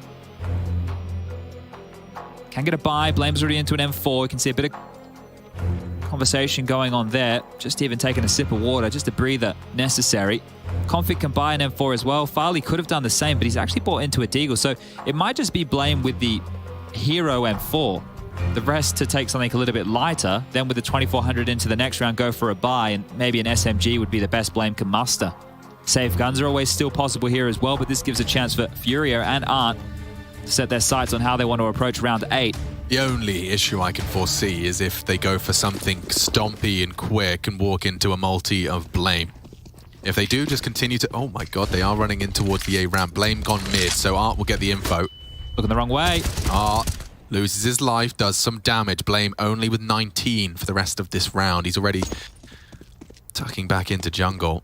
Config can go and get that AK at any... They've missed them. Oh, they are so far out. Yeah, he's been caught out by that one. Space to be taken. Just a P250, his back turn. Drop will shut it down, and just as Farley looks away, he has been met by lead. Quesarato late through Palace. That's a classic contact play, isn't it? They got so much contact right there. Or lack thereof. It's a great save if Config leads with the AK as well. Yeah, I think that... Yeah, look, the fact that Farley's up in towards the Palace position and then just looks away, right? If he gets that kill, then they're in more of a coffin of the A site. But him going on down, it alleviates a lot of pressure, and tucking tail, Blame will get away. Nice opener from him, but that's all they have to boast in this round of Furia. They skyrocket up to 6, looking like a great T-haul already for the Brazilians. And this is what you want to see, right? Ancient was the map choice of Astralis. They played it very well. They had a very good T-half. It was well done. But this is now the choice of Furia, and they picked this for a reason. They're showing that they're here to play. I think it's hard to call a favorite in this game. I'd say from the group games, maybe you would go with Furia, but Astralis, they've been looking good, right? This is their debut with Farley within the team. They played all 7 maps here at Pro League throughout the group stage, so you know that they've got it in their back pocket to play anything.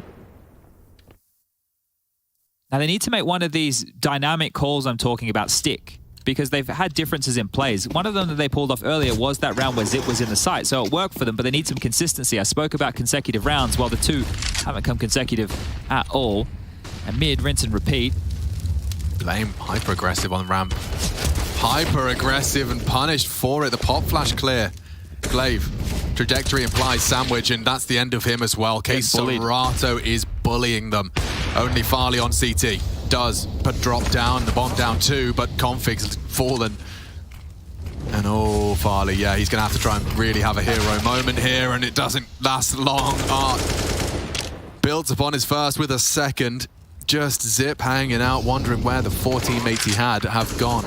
I think about Mirage as a little bit of like a leaky ship, right? Because if one hole is opened up, right, not only are you having to try and fix that hole, you already had a task that you had to do. Yeah, and you were fixing the cannons to the deck. Yeah, and then at that point, well, now there's a leak. So now you're running down under with a bit of a bucket. And now there's cannons rolling all around the floor. And there's problems everywhere, right? And you can see how quickly that manifests. You're worried about mid, you're worried about Palace, A ramp. Oh, wait, they can be window. Wait, they can be through behind us through the vent. We have some massive problems now, and so does Zip as the Artful Dodger.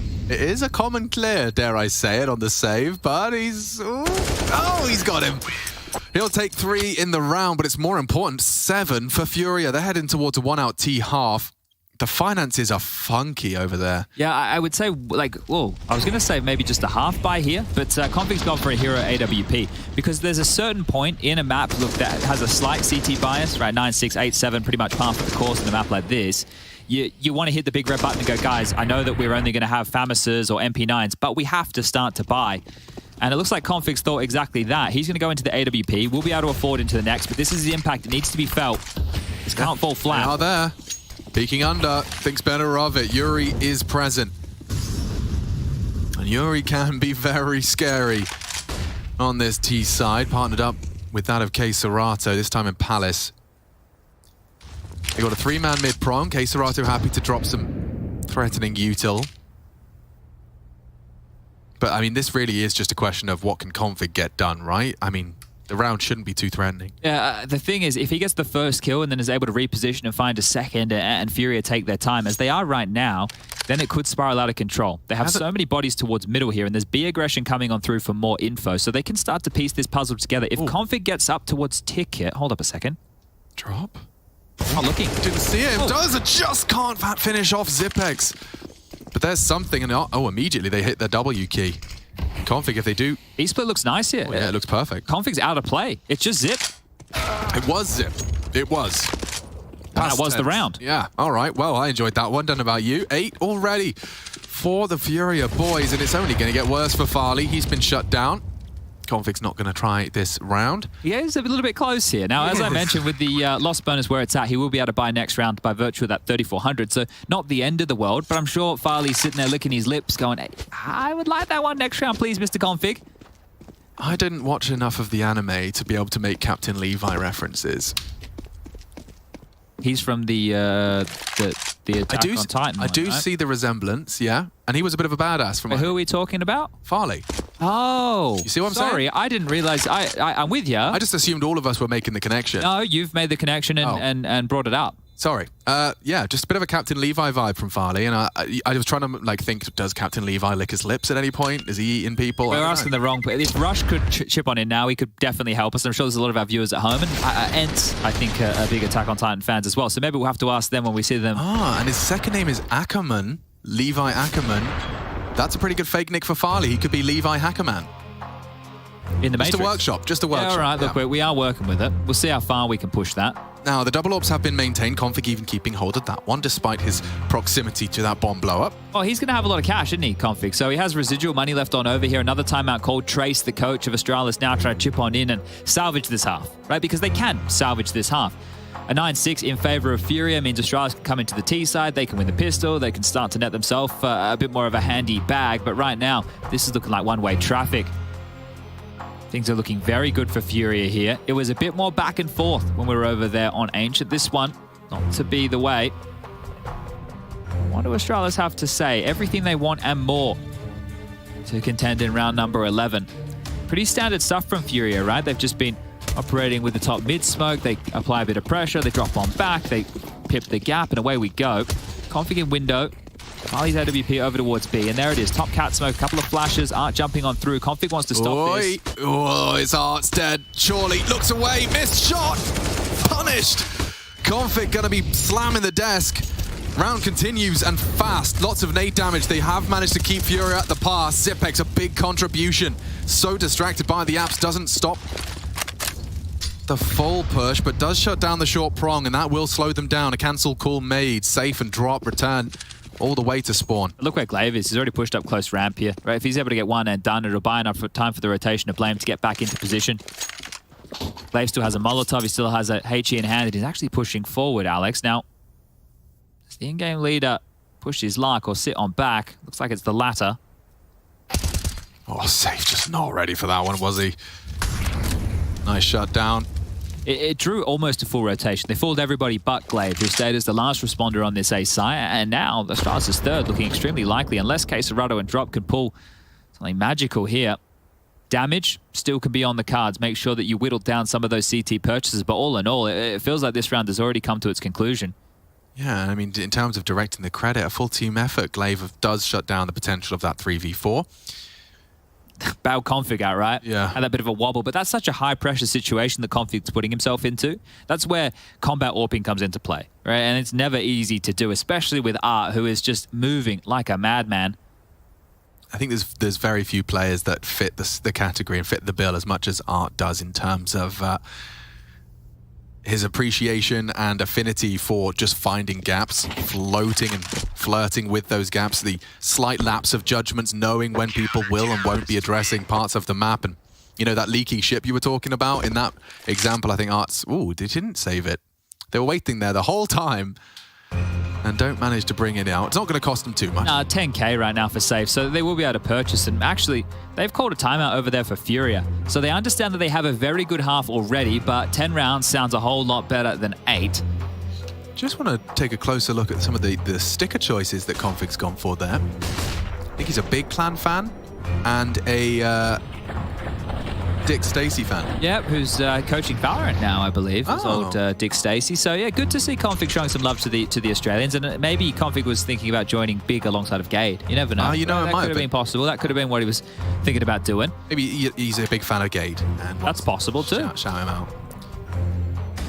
Well, all right, the buys are back on in here. What's the last one? Oh, Config. Oh, of course, you want your own sticker on the gun. Yeah. You need to represent. Here we go, and it's actually a double T-side AWP setup here, Alex. Everyone's favorite Config and Art head-to-head. Here we go, and Art is too quick for that. Yeah, could have seen that one coming. Art loves himself a quick AWP duel, gets it. T-AWPs, 2 of them. Very unique. This is the cool thing about Art, right? Like, he's going to do something outside the box, and Art is actually giving them another opening to work with. 2 rounds consecutively he's taken down Config, but can Furia convert this time? A mid-gambit from Blame and Zip as they try and clear out towards top mid, both from the window position. Glaive tasked with A again, and here comes this mid-crawl. Blame F. It's a question of his bravery on this peak. Does he just wide swing, little jiggle out? Doesn't have any info on short. But if he waits long enough, they may not be looking his way. Farley's going to be overrun here, Alex. He's standing on the balcony like a bit of a tit right now. Oh, that's the info. A lot of it. Yuri dead. Safe trades. Smoked and go. Surely the rotate will be on its way. And oh, Farley's dead. That could be the round. It could, and looks like it might be. Yeah, you can see how that's going to pan on out, right? Because Farley's so aggressive in that position. He has to worry about so many different angles. Blame takes the late info, but too little too late. Gets traded on out, and the bomb will go down. Another round. Just seeing Safe in his protocols just checks the boost on the box as well. Need to be diligent. Definitely, definitely. But that's 9, Chad. I mean, after seeing Ancient, Astralis definitely looking like the stronger team into the second half especially, but... It does feel like we are destined for Nuke now in this best of 3, and it's good, right? This is a quarterfinal. You want to just go to the distance. Teams winning their own map choices for once. Makes a lot of sense. And Glaive is hearing a lot of these footsteps here, so Drop, you will be putting yourself to the mouth of the in-game leader. A bit of flub spam right there, and, well, neither player connecting the dots just yet. We'll get the kill, but hey, make it 2. Underlay. That's what he wanted. He wanted the Deagle style. Yes. He didn't want the M4 jumping kill. It was all about that with the Deagle in hand, and now Glaive finds somewhere to roost. Does drop the smoke. And that should keep him safe as well. Safe was the man tasked with dealing with that. Now, they dropped one of the AWPs. Art, I think he's had enough of the double AWP and will now go back to an AK-47. They can buy back in here, Astralis, but this half is already getting quite bleak. Now, I mentioned a 9-6. This was how quick it was. Here it is from Art. Straight forward frag right there, and that's just an Art call, right? It's fantastic when your in-game leader says, hey, guys, just do a default. I'll go kill the guy pushing Palace, and gets away with exactly that. This one we can all forget about. So we are back into the buy. Quick moves from Config. He hasn't been deterred. This time he's got his signature weapon, the M4A1S. Yuri late to the hold of mid. Ah, what are you doing? He's just walked straight out of the balcony, takes space, takes names. Config walks into Yuri. Wow, some early aggressions, and now we get to see Zip try and pass the test of B once again, and he's actively contesting. They're rotating over. Farley's coming. Moving towards him. He eats the flash and still pulls the trigger. The crosshair perfectly placed as he looks to delay. Farley summoned. He should be able to shut this down. Smoked off for now. Zip has got all the angles in his bag of tricks. Safe. Oh, Bates barrel. Still not dead somehow. Bullets through. Do penetrate the skull. Safe. Gonna have to think wisely about the next move. He's lucky he didn't go down there. He had the bomb. That could have been thrust out the window, dropped into the side, and it would have been doomsday as far as round 13 was concerned. But the fact that they're backing off has given them a second life, another opportunity to try and convert here. Blaming connector. Farley now understanding that it won't be the B finish. Playing a little bit more defensively. Zip was just jumping, right? So has quite a bit of information. Yeah, this makes more sense. You can see they were having a conversation. Farley and Zip both staring at the apps and figure, let Zip work his magic elsewhere. Coming through mid, this is great for Blame. The fact that he's still in this connector, you would expect players to maybe be a bit more site-centric. He could get 2 here. Yeah, it's going to be a hard clear for them as well. Zip will swing out. Safe. Kisarato. Good one. And there's the second, just as you saw coming. Too many angles to worry about, and it's a silenced M4. So by the time that they connect the dots, they're already dead, and now it will just be the save for Yuri here. So not done yet, are Astralis. They will grab their 4th. Now remember, winner of this quarterfinal will go on to play the winner of FaZe versus Na'Vi in the semi. On the other side, we already have it decided. It will be NIP versus ENCE. That'll be the first semi-final fixture of tomorrow for your Saturday. But Blockbuster see us here for the Friday night. What do you reckon about ENCE NIP? Is that another full 50-50 in your eyes? I think so. I think so. It's a bit hard to call, right? I think the NIP are going to be playing a type of Counter-Strike that doesn't have a whole lot of pressure here, obviously because of the Fozy situation / Brolin situation. And they've been playing good. They've been looking good. If Rez is continuing to play this kind of Counter-Strike, we definitely have a good game to look forward to. It's a nice nade onto Art right there. No, I agree. Rez has been looking hot to trot here. We're straight out mid. Bomb's leaning B, but see what Yuri can get done. Slower pace this time. Art had 3 consecutive rounds where he got the opening kill. Only converted 1 of those, did Furia, so... Odd. Yeah, a bit of a change here in the play. I mean, Astralis would bite your hand off for a 9-6 half. Double up T-side again here. Poor drop on a Deagle, and forward positions from Yuri and Kisarato to pincer onto this A site together. Yeah, it's not like they can easily replicate the way in which that double AWP T round worked. It was an aggressive Palace push that gave them the opening and a trade off of a Blame window fight. Well, here they come, starting to turn the screws up connector.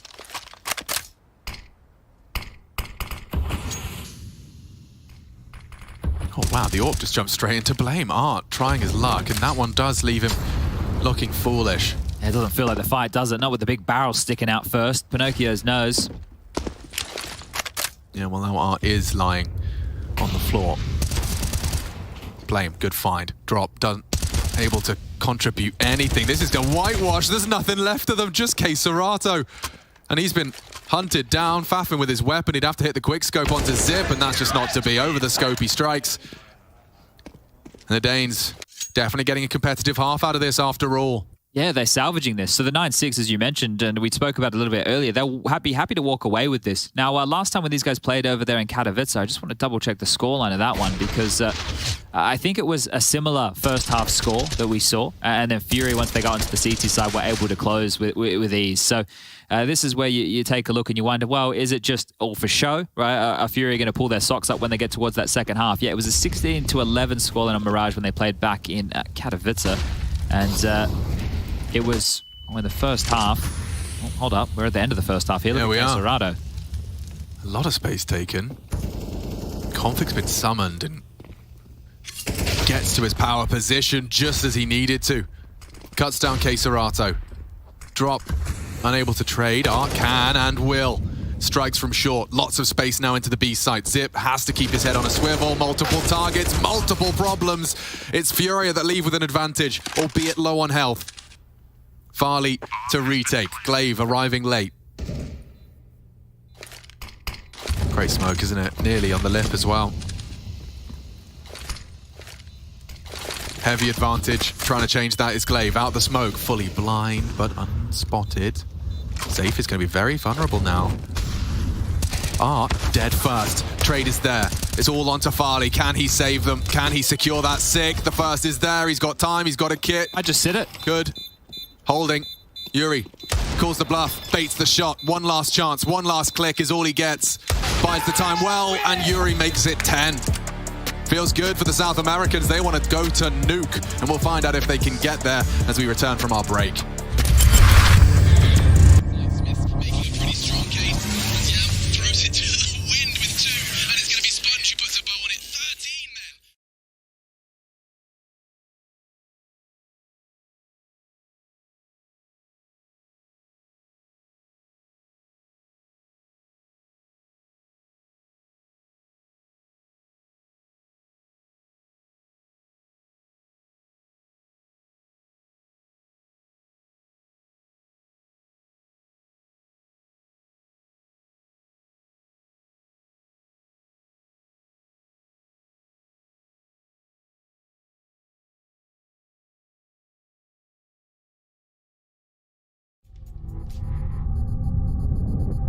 What the hell?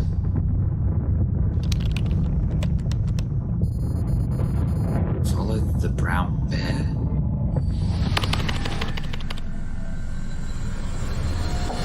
Who is it?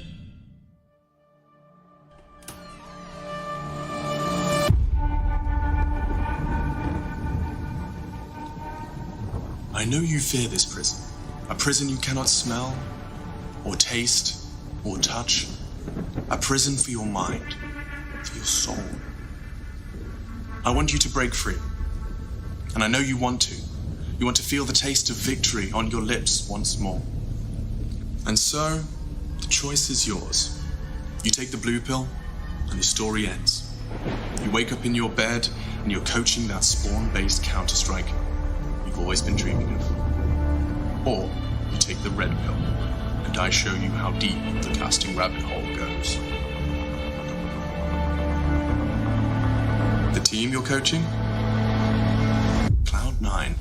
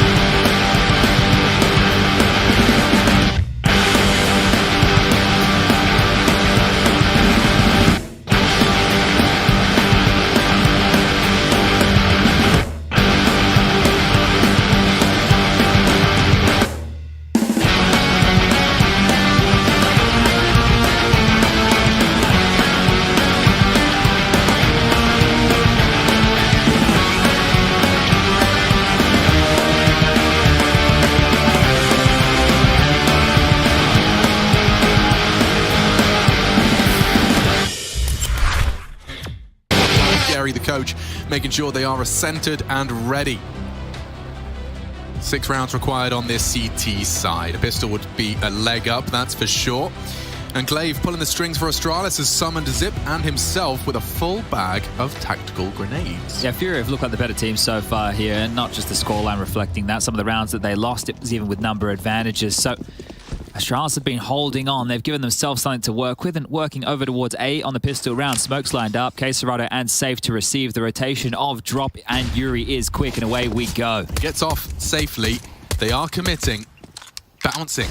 Trundling into the site. And there's a lot of CTs here. Safe hiding in plain sight. The kit retrievable. Drop's getting them all. How did he get those? 3 clicks from that CT position. They just flood into the site. And now Zip has to do everything. It falls apart just like that for Astralis. And Drop, we get to see some of those again, I'm sure. K-Serato just finished it off, but it was Drop, unaddressed. And he shuts and undresses Astralis. Let's see this again. They were so focused on trying to deal with this position of Safe, and Drop was an early responder. He was playing CT and Case, and look at that. The third is an absolute beaut right there from Drop. Dude, there's another universe where that ends up as a 4 or 5. Beautiful stuff from Drop. New addition, huge shoes to fill, and doing it. Yeah, the coach loved that one. The coach loved that one a lot. Getting this guy from the Academy League. He's been definitely grinding himself into the team. But you're right, the AWP for Furia will be operating with an AUG right now, and it's just Glocks here for Astralis to be quickly mopped up. Yeah, they're going to farm up some fraggies. That's what you call them. And there they are. Yuri does take a piece. Even that P250 on Art, good for it. Now, we spoke about Config cooling off, right, or putting a lid on him, and they have. He wasn't able to get away with a lot of the hijinks on the CT side there. I believe Art was entry fragging on him in a couple of rounds, right? He was able to pick him off, pip him at the post there, making him miss a couple of AWP shots as he skyrocketed up the catwalk position. Everybody to stay alive. Drop will take the head off Farley there and likely to retain that SMG. Now, Art, by only going for a P250 in that round of play, he can buy into an AWP. Can swap and change the guns around, and that's exactly what they're starting to do. Drop the AWP, it will be purchased up late, and there we go. It is getting tossed across. So a pretty good buy here. Art's going to take that MP9. Let's see if he can make it sing. Astralis' buy. The real admission is Farley into the Galil. Furia's buy feels very intimidating. It's very susceptible to Astralis losing an opening player here. So window smoked. Yuri can't do much but throw an incendiary behind the box. And they're charging in. 2 towards Delpan already, tucked in. Yeah, it's good scaling here from Zip and Config, right? If they want to go for something quick towards Connector, if Blame and Farley are able to draw some eyes, but they're walking into the AWP here. That's not the play. And that's a very dry peak. Blame. Maybe they weren't expecting the AWP, but you knew that Art only had a P250 in the previous round, so not connecting the dots quick enough here are Astralis, and now they're sitting in the dumps. This might be a quick second map of play. Nade on the toes, only to follow through, and oh, reload. He's heard him. Burnt. So both exchanging sound cues. Config gonna try his luck. Glaive tries to draw attention of Jungle. Look at the team play. Great catch from Ob's team. And no one knows. Yuri goes down. That's a necessary trade. But a nice move nonetheless from Config. Bombs it at T-spawn, fellas. Yeah, they might have to try and finish B here. Softening up Drop. Don't give it to him. Glaive, a lot of space. Art, however, the fly in the ointment. Yeah, look at this. It's the bomb for Farley as well. So if he walks into Art and the bomb's loose to the MP9, I think that Art has the better gun for the job here. Oh, Farley is going to be so frustrated if he finds himself walking in. Yeah, you're going to have to be clearing, right? Oh, well, Art will give you the fight. But that slows them down. The rotate on its way as well. Glaive's got to piece this together. Farley charging. Can they stop him out the window? The Molly's good. Zip tags up Drop. Still finished off by Safe. This bomb will not go down. Not on Safe's watch. Flames fading. Can contest this. Don't choose to engage until K-Serato arrives. Now with the bomb planted, it's Glaive and Farley trying to work something. Great shot onto K-Serato. And don't forget, Drop low HP. Bogdan's Law dictates the AWP went out on him.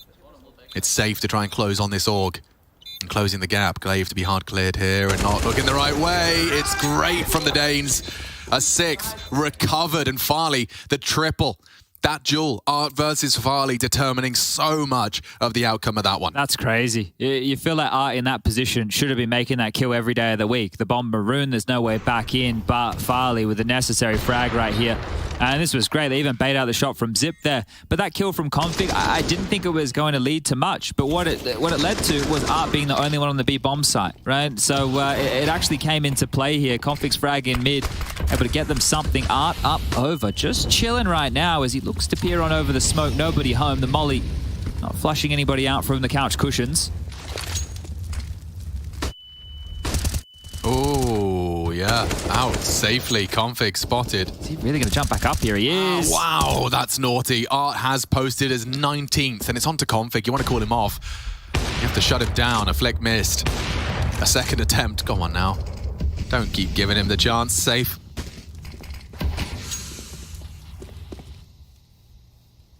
I don't have to worry about Config weaseling his way through the smoke this time round and being able to get on up and ruin Yuri's day. But back towards B yet again, and Glaive has a lot of space here. It is just Art on the B bomb site, and yeah, he's passed on the drop jiggle. He's been exploited once, Art. He might get exploited again here. I don't think they're aware. If Glaive peers on through, they'll start to know, and yeah, now they do. Drop goes down. He goes through. Yuri, big frag to post and stops Glaive before he could cut off the Still rotate. going B. They are. Art will hear this now. Doesn't call for help, doesn't drop his smoke. Just punishing the leaping Zipex. Blame, where's that trade? He's tucked in tight. Jiggle on the fight. Nice find from Blame. The round continues. Rotates are on their way. Farley to post up on the window. This is a power position for Farley. Yuri is locked. And Blame gracefully glides to get that bomb down. Farley, they baited him once. Oh, he looked away. No one's across.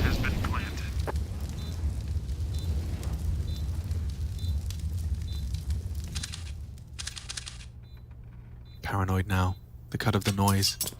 Trying to strafe. Nice shot. Oh, it's it. And wow, a Dinkin response.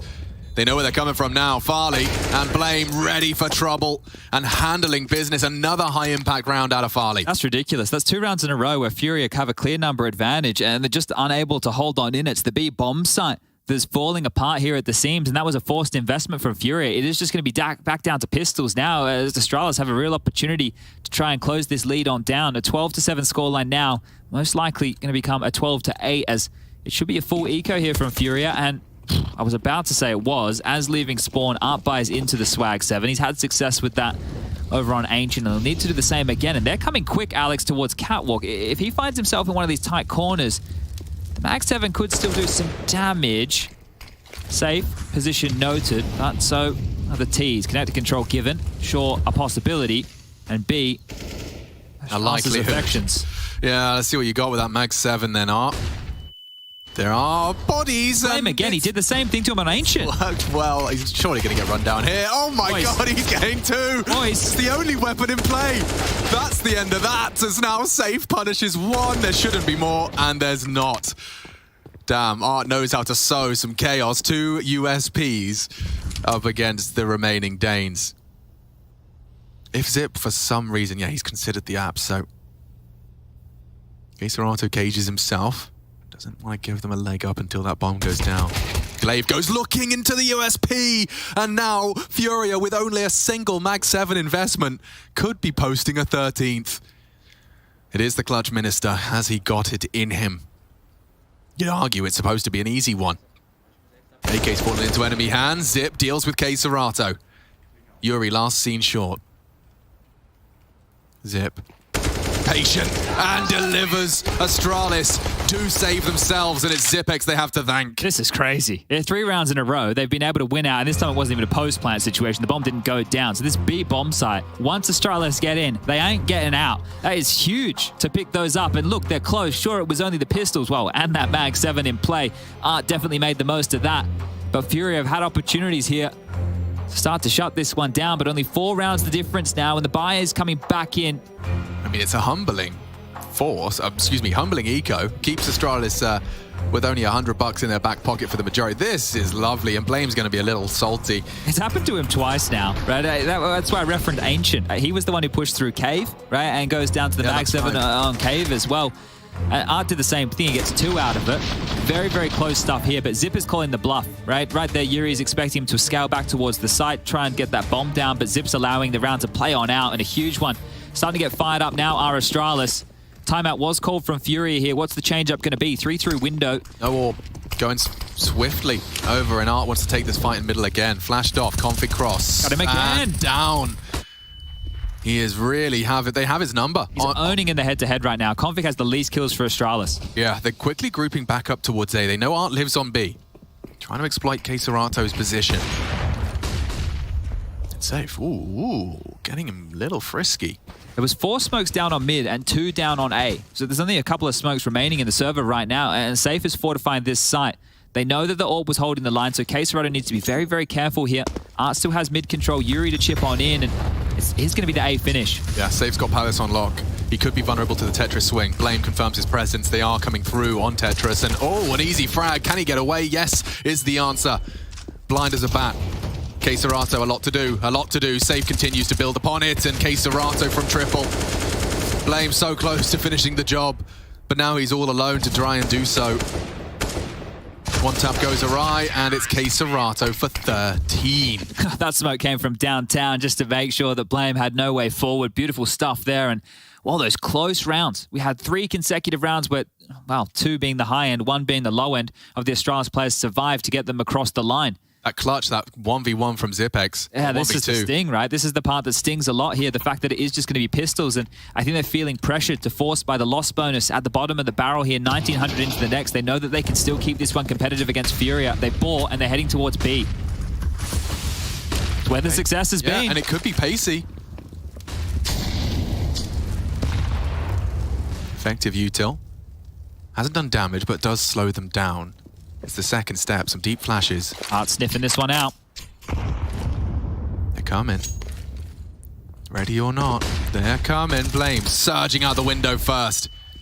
He's still alive. He's taking space and catching bullets. And yeah, this one has fallen completely flat. That was a full investment. Yeah, and it was so disconnected. Glaive has space. He's spotted now. Won't be long for this world as he tries to tuck in towards window. 2 players lying in wait. And it is Farley helplessly coming up connector with the bomb on his back. Call this one 1 round. Look, it's a nice shot, but won't you see too many more of those out of Farley. He'd love to take csgo out. One little ball bang or 2, a bit thick for him. And extended. So, Furia, I mean, it's hanging on by a thread at times. It really does feel like at any moment Astralis can continue to close that gap. That string of 3 relatively convincing, albeit bar the mag 7. Yeah, you have to look at that 3, right? And sure, they get them on the board and they convert and they make it look good after losing opening deaths, right? That was one of the factors that played into those rounds. But for Furia, they have this lead. They're holding on to it. And Astralis, with the loss bonus, have opted to force buy again, right? They didn't want to take the save and then buy in and contend against round 15. This is an all-in. Yeah. Okay, well, it is ride or die, and charging in to Safe's domain. 1, and then missing between the 2 wickets. Now Blame has space and frags. csgo and Yuri activating in a big way. It's csgo to spray him down, repel the invaders. And it almost feels like a certainty that this will be decided on Nuke. Yeah, if you win that one there, you're still alive and kicking Astralis, but you lose it, and now it's just going to be another force buy again. So 3 consecutive rounds where they will have to force buy.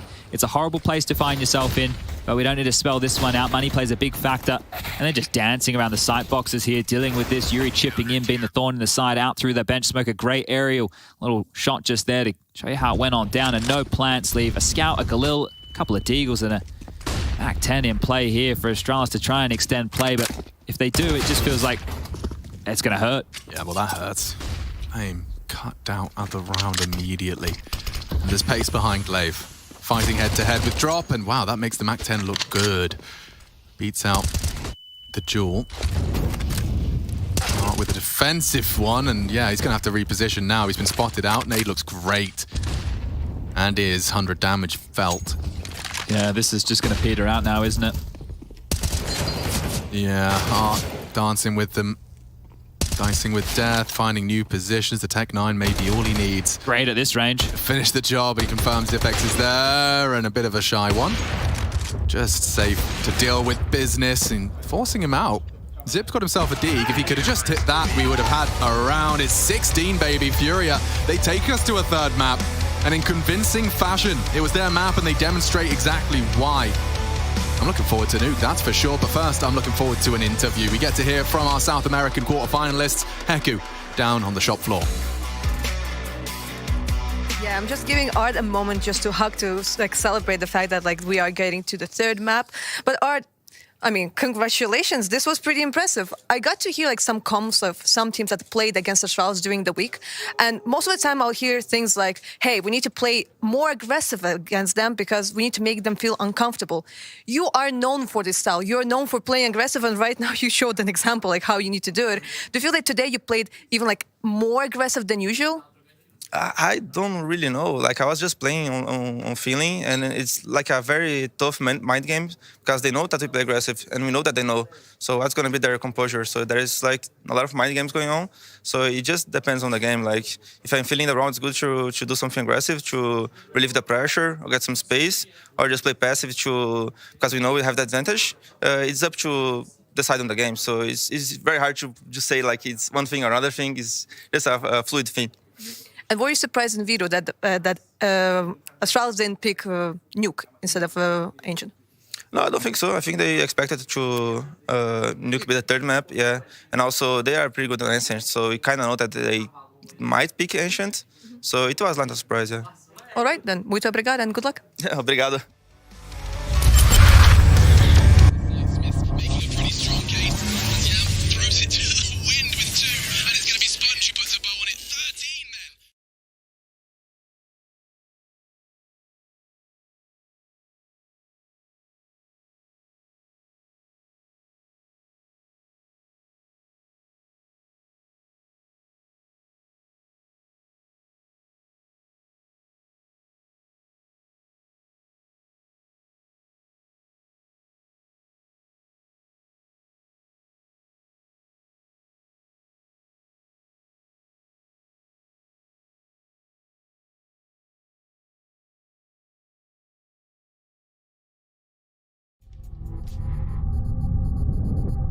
What the hell?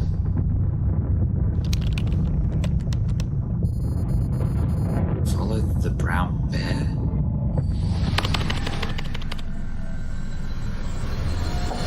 Who is it?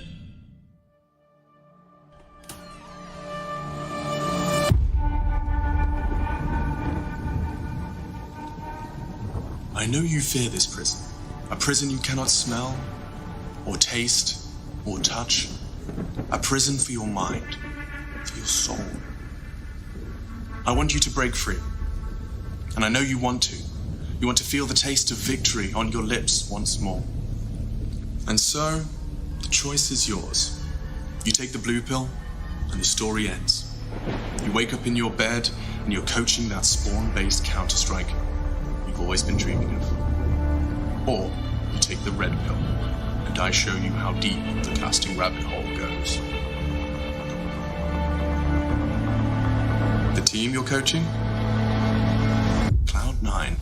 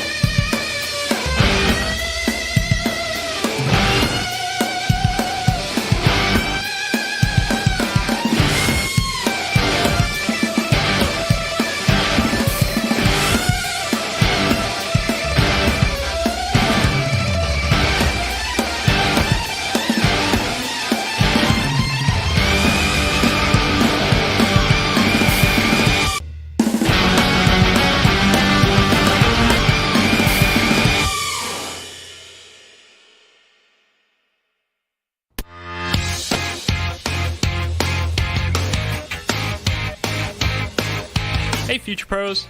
Sometimes in CS you just want to get aggressive and take the fight straight to the enemy. I'll use this mid push from Astralis to demonstrate a reasonably good approach to get up in the faces of your foes on Inferno. It really helps if you're keeping track of the T's economy, as doing this against a fully bought T side will have varying results. This strategy requires 3 Future Pros, 2 HEs and an AWP. Future Pro number 1. You'll be the player who pushes deep into mid. As you make your way to mid, get your HE out and lob it down mid. This makes sure that if anyone does face you, then they will already have taken some damage. Make sure to push along the right side of the wall so you don't get killed by a T holding steps. Tuck yourself into this corner and listen for any noise or calls from your teammates. When Future Pro 3 has made some kind of contact towards T steps, this is your cue to peek out and hopefully get a free kill. After this contact, keep your head on a swivel, as multiple Ts could be about to flood out ult mid or T steps. Future Pro number 2. You will mostly be holding ult mid, but first throw this HE just as Future Pro 1 does. Once you have thrown your HE, it is possible for Ts to be close to you already from ult mid, so be ready for a fight. You can cycle between holding mid and ult mid depending on how the Ts are pushing. Be confident in your aim and quickly process any information you receive. Future Pro number 3, you'll be holding T steps from the top of mid with an AWP. Your role is to relay information to your team and act as support so your fellow Future Pros can't be singled out. And that's it. Going aggressive as a CT is always a risk, but if you and your lads are feeling dominant, this can be a great way to control the flow of a match.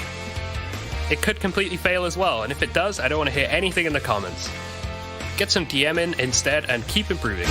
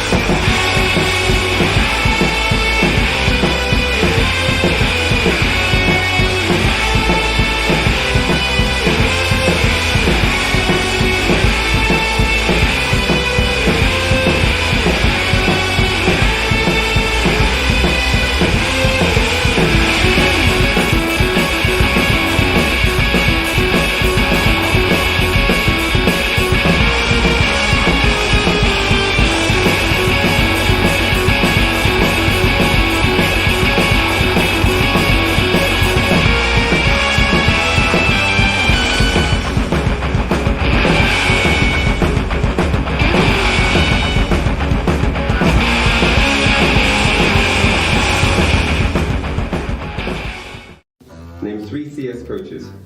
Amiran, Remy, and Amy. Who? Amy. Who's Amy? Amy guy. Serban. He was a player. Really? He was a player in FPX. Really? Yeah. He's a coach, huh? At some point, yeah, but the last role he had was a player. It's okay. But there were so many coaches you could have said. What was the first one? Amiran. The coach passing level junior. Okay. Amy, bro. It's okay. Name 3 things you throw on CS. Go. Grenades, rounds, maps. That was good. Name 3 people that you are smarter than. Alex, Crims, and Keita. I can see that one coming. Name 3 players who've transferred teams in the last year. Transferred. Dupree, Magisk, and Monacy. Name 3 terrible video games. Valorant, Elden Ring, Fortnite, and Fortnite. Elden Ring, I said. What is Elden Ring? New game, bro. Everyone loves it. It's okay. Name 3 things people shout on TeamSpeak. Can't say that. I've got nothing. Not safe for work. I don't know. Offline and online. G2, Gambit, Navi. They were all wrong.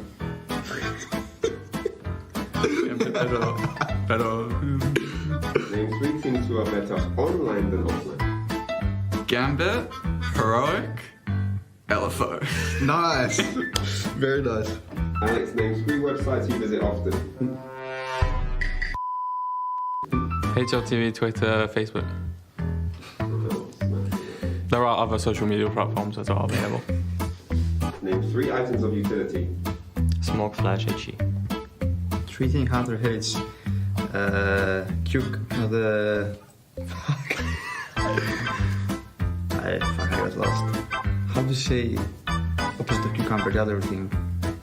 Pickles. Like pickles, mushrooms. Losing finals. Hey Future Pros, welcome back to Overpass. Today we have a quick little pop flash for you to learn. It is a CT flash for inside connector. To do the flash, drop into this corner. Aim at the intersection of these lines. Then underhand throw the flash. This should give you an easy kill to anyone creeping up connector. Hey guys, NIP here. We're gonna have to play a fun game where we have to guess whether or not the name that we say is a band or a CSGO team. Yeah. It's gonna be exciting. Yeah. Let's do this. Let's do it. All right, I'm gonna start with this one here. Yeah. These nuts. These nuts. Is that a band or a CSGO team? This is a really tough one. Yeah. Yeah, I'm gonna have to go with a CSGO team. That's completely wrong. Really? That's a band. That's a band. Yep. These nuts. Yeah. They're for sure gamers though. That's for sure. Oh, that's tricky. Fox Academy. Fox Academy. I mean, that gotta be a CSGO team, no? Did you find out answer? I don't know any other brand that's called Academy, so yeah, I'm gonna go with CSGO. Well, there was a band.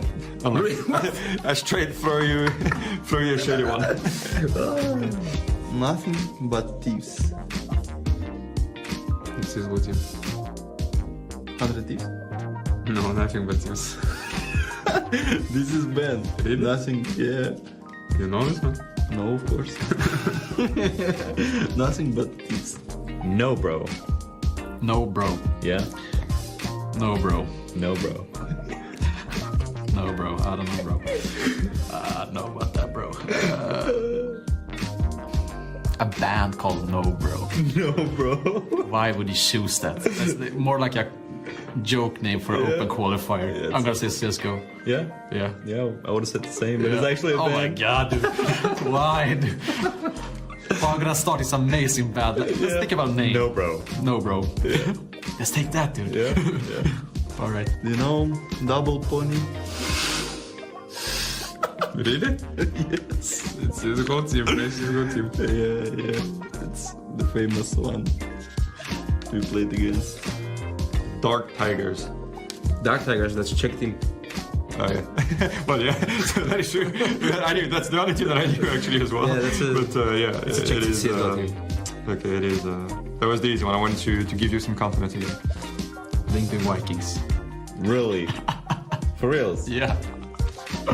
You guys gonna have to do better. Yeah, we have to practice against them. Oh, yeah. Yeah. Oh, I'm gonna say bad. I'm just kidding. Let me do another one. CSGO team. Lemon Dogs. Really? Is there not? Is that one there? Oh, okay. CSGO team. Yep. X twice. Okay, guys. So we just finished this game. It was pretty enjoyable, I would say. I have no idea where these names came from, but it has been very fun.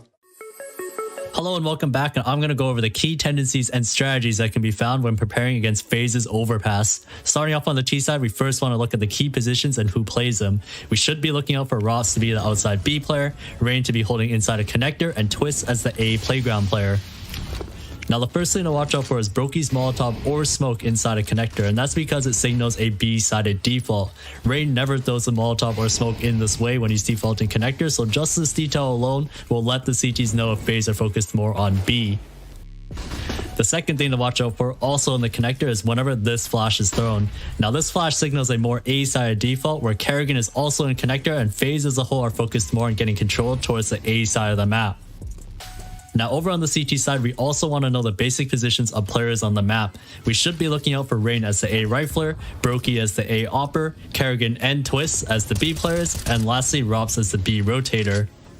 The last thing to look out for is this B. One and done. Okay, so Astralis get their CT start. Furia with somewhat of a couple of avant-garde approaches on their T side. I wonder if Chad can talk about it after this pistol goes down, because I suspect this one might start quickly. Yeah, could be very so. Nade for the door available on Art here. Molly, couple of smokes and a flash up against...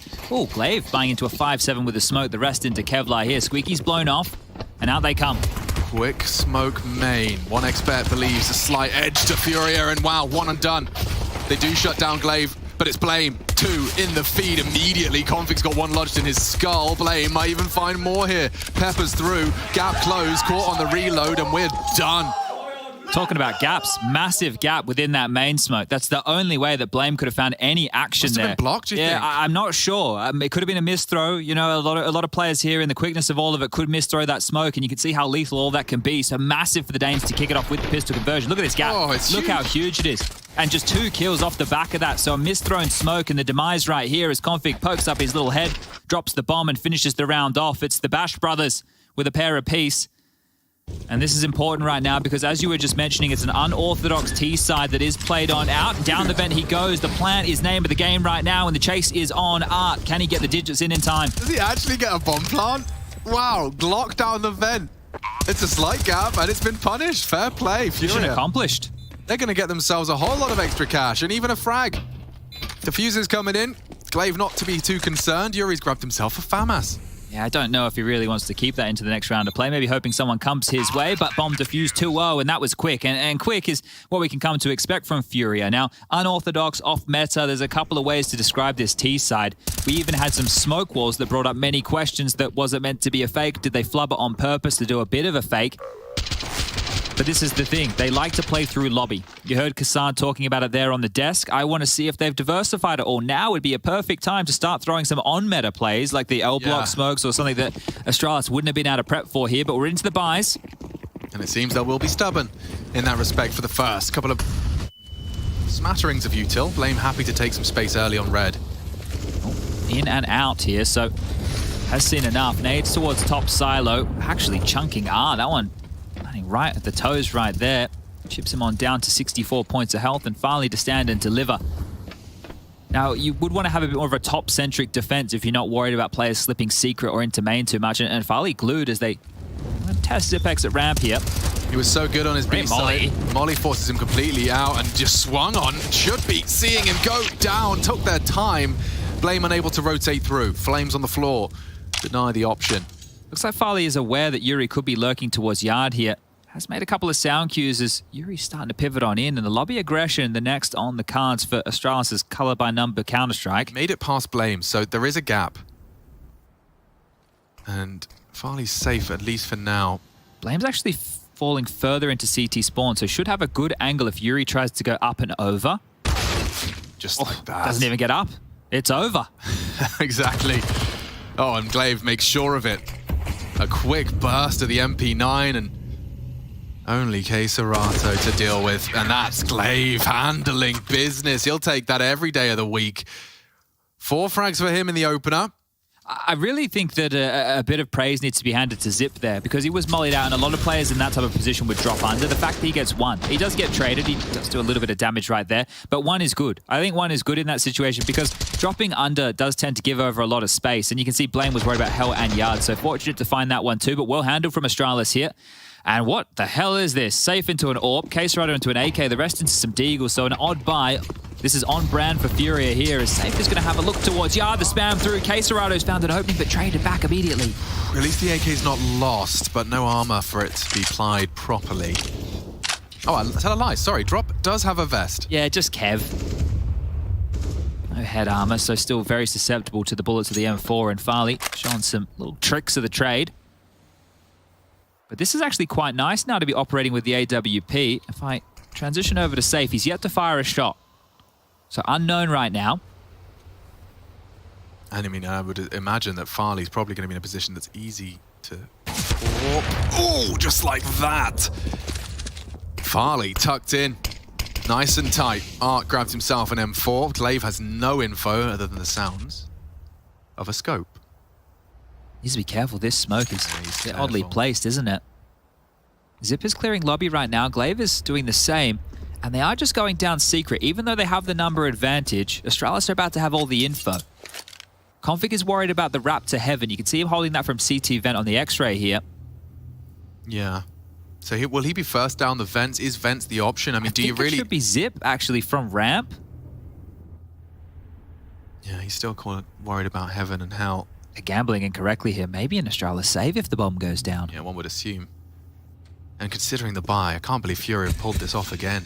Another odd one, right? An AK and an AWP, and they walk on out with what could be the round. I mean, is this something you rehearse? It can't be anyway, right? Hey, Serato swinging open the door and just taking a main biff? That's it, right? It's stubborn in the way that... Oh, hold up. Zip here trying to deny the molly. Not going to get them anything. Glaive's found a kill. This one's on. It is. Out of almost nowhere.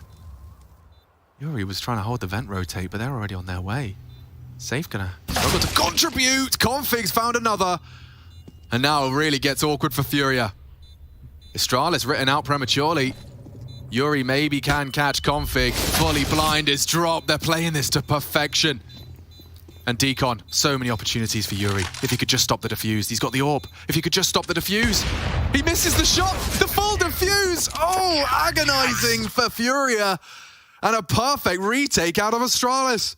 Yeah, the devil's in the details there. It felt too good, didn't it? They don't take any contact getting into the lower side. The best was what felt like a Hail Mary molly out of Zip. This was the opener. This is how everything kicked on off. It was the safe shot onto Farley that was beautiful too. The trade from the Flames. This is the shot at range.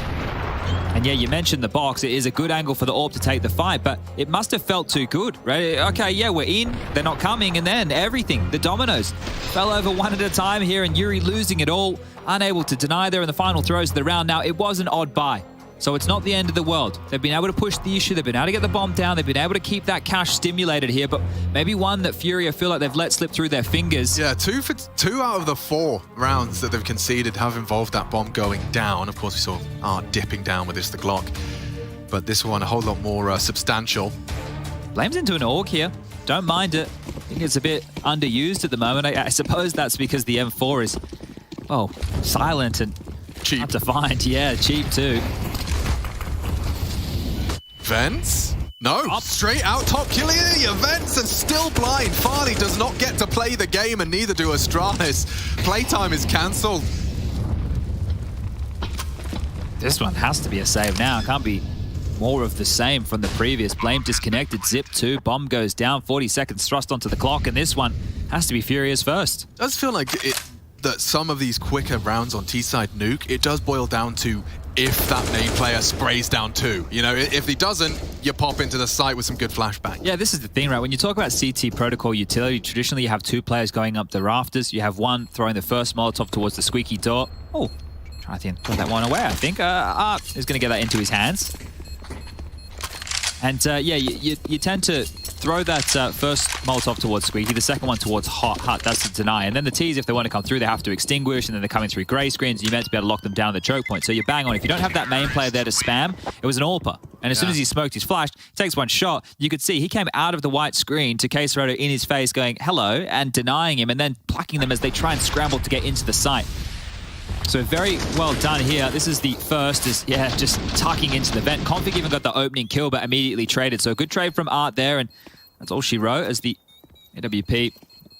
Just making sure it doesn't blow anywhere funny into an Astralis warehouse save. Furia fans, we've got some arts and crafts going on over there. We've got some Andre masks. Living for it, and again, going straight towards the vents. Is Art going to get away with this again, loudly, but down? Who's responding to this? You already have Zip towards the lower side of things. Is that a full wall of smokes, Chad? Oh, it might actually be here. I think they are throwing it. You don't see this every day of the week. Wow, Furia breaking their own rules. If they go through, though, Blame is They're not. They're going around, which is the right call to make here. Art has the vent rotation. The only player they have to deal with is the one man of Zip, who went down early. That will be heard. They know that he's up close and personal, but surely Zip knows that Art could have got into the vent here. Yeah, has it been too long? It's not like he's going to forget about it. I guess they did. They had no idea. You can't just drop on into that. They mustn't have known. It must have been comms over the top of it, yeah. He just gets it. It was so quick. It was so fast. Very regimented in their opening maneuvers. On Mirage, they had a couple of these rounds, though, Fury without the opening kill and couldn't convert, so the double up needed. Yeah, they do need to find this frag, convert the round. This is all compulsory now. Farley is there with Zip. Zip trying to bait and switch, and great shot gets to silence the single door presence and trying to keep them busy. Zipex jumps into their jaws, and Blame and Config are here to solve all your problems. Astralis neutralize the threat, and they got Zip to thank. What a play from Zip. You could see how much pressure he was under. That was coming through the door side, then he's able to take that fight on Decon. Farley's up on the rafters with the AWP, hoping to be able to take a shot, but nothing comes his way. Zip, the hero of that one. 4v5, and even after a proper blunder from Glaive. Yeah, this is the thing. I guess they had no idea that Art made it on down. This is the first fight, and you can see here just thinking on his toes, Zip knowing that he can draw the crosshair in his direction. And then with 7 bullets, jumping off the rafters to finish the job. Beautiful stuff there, and it's actually forced a second timeout. So this is maybe 2 rounds that Furia feel that they have let go. Opportunities to convert early in this T-side, break the back of Astralis, get that economy gain flowing in their favor. They can buy again. They are having the conversation. It's still very early days here. They're throwing like threatening looks at Astralis. They just need to get the conversions. AWP into the hands of Safe this time. AKs for everybody else. And do they go back to the stock standard lobby maneuvers, or do they drop another smoke wall? Dudes, yeah, it's good to see Zip in full form. 122 ADR at the moment. See if he can hold on to some degree of that. As we fly on in, full guns. Ready to see Furia probably never throw that wall of smokes again. Yeah, they've had enough of Yard, I'm sure. Zip, from dominating the lower side to getting sprayed away to 40. He wiggles his way back to safety. Yeah, they sniffed him out there, didn't they? So up close and personal. Unconfirmed damage. There'll be a bit of blood splatter on the wall here as Quesarado is starting to apply more pressure. A main smoke giving him something to work with here, but Config top heart perched and ready. And the AWP from Farley, it rings out too. Ooh, Config aggressive. And they're coming. Top site. Glaive in a lovely little off angle. Does punish Art, but drop in. Config lingers in the smoke. He loves a play like this. Does Config? Is Yuri going to be able to address the possibility? He seems to have considered it and punishes Config immediately. Flash from Blame. Discussing the save. Oh, they don't have one, yeah. Yeah, just talking this one through. Farley has one. It's already a save call. And that's the thing, you can understand why Yuri is so suspect of that smoke, is because the rest of his team had already cleared out the entire site, and they knew that there was an AK they're spamming, right? So he's either in the vent, or he's pushed it into Squeaky. Yuri solves that puzzle, and beautiful stuff. Just 2 kills. Yuri and Drop are the ones to convert that. You see Art backpedaling out of Heart as well. That's a great trade. Glaive didn't hit the instant headshot. If Glaive stopped him at the door, his crosshair wouldn't have had to have moved so wide, but because it does, the trade available, space is made, and even though Art goes down looking the wrong way, it makes the difference. And there you go. Furia do break through, able to convert one off the back of that. You can see Farley with the AWP over towards ramp as well, right? Having the AWP more Heart and, well, not Heart, like top and ramp centric, knowing that Furia aren't going to be out in Yard too much. Not the bad, or not the worst call to make by any means. That's the Yuri kill onto Config. And while the buy can come back on in, one more of these consecutive, if they can completely clean house and wipe Astralis out, would send them down into the dumps as terms of the finances go. 1,900 lost into the next. There's residual for Zip and Blame. So will be a conversation of a buy into the next round of play. But the same opener, they don't open Squeaky, they smoke in front of the vent, gives Art a bit more flexibility to try and make a couple of moves. The molly on top of Hut to die in the early space, and Glaive, he just doesn't want to allow that opening, and here it is. Look, Art just creeps on out. 1 bullet. He has to get out of there, and it's cost him a great deal of health, in fact, all of it. Yuri finishes the job. Art silently descends with grace. Oh, Blame. What a push. What an absolute push this is. Yuri's addressing ready it. for it. Head to head. Blame dead. Good catch from Yuri. And it could have fallen apart right there. Config tanked up through that smoke spray. Yeah, it's very desperate, right? They wanted to deny Art this space. He's still going to get it anyway, and another kill falls their way. Back turned. Art's going to find a frag, and that should be the round. Has to be the save here, unless Farley and Zip can pick up a couple. We've got so much room in Yard. I mean, surely with Art stretching his legs there, you can just slowly close in on the remaining Danes. Farley's looking in the right direction to punish this lobby. Art's on the lower side, so he should be dead, and that's something to work on now. Can't drop the ball again. I don't think they will.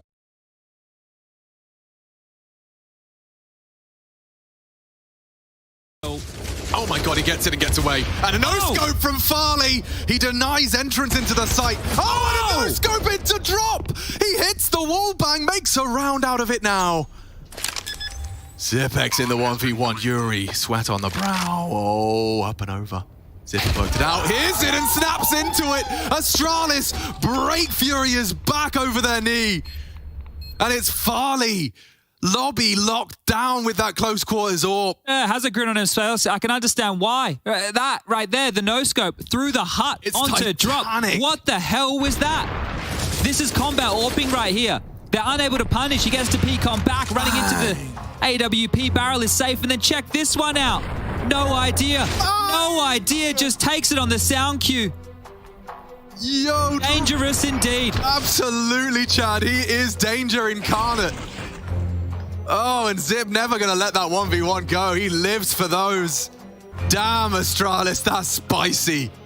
Goosebumps on the skin after that one, and Yuri just feels robbed. That's 3 rounds now that Furia, they've had legs up, massive legs up, and they've just dropped the ball.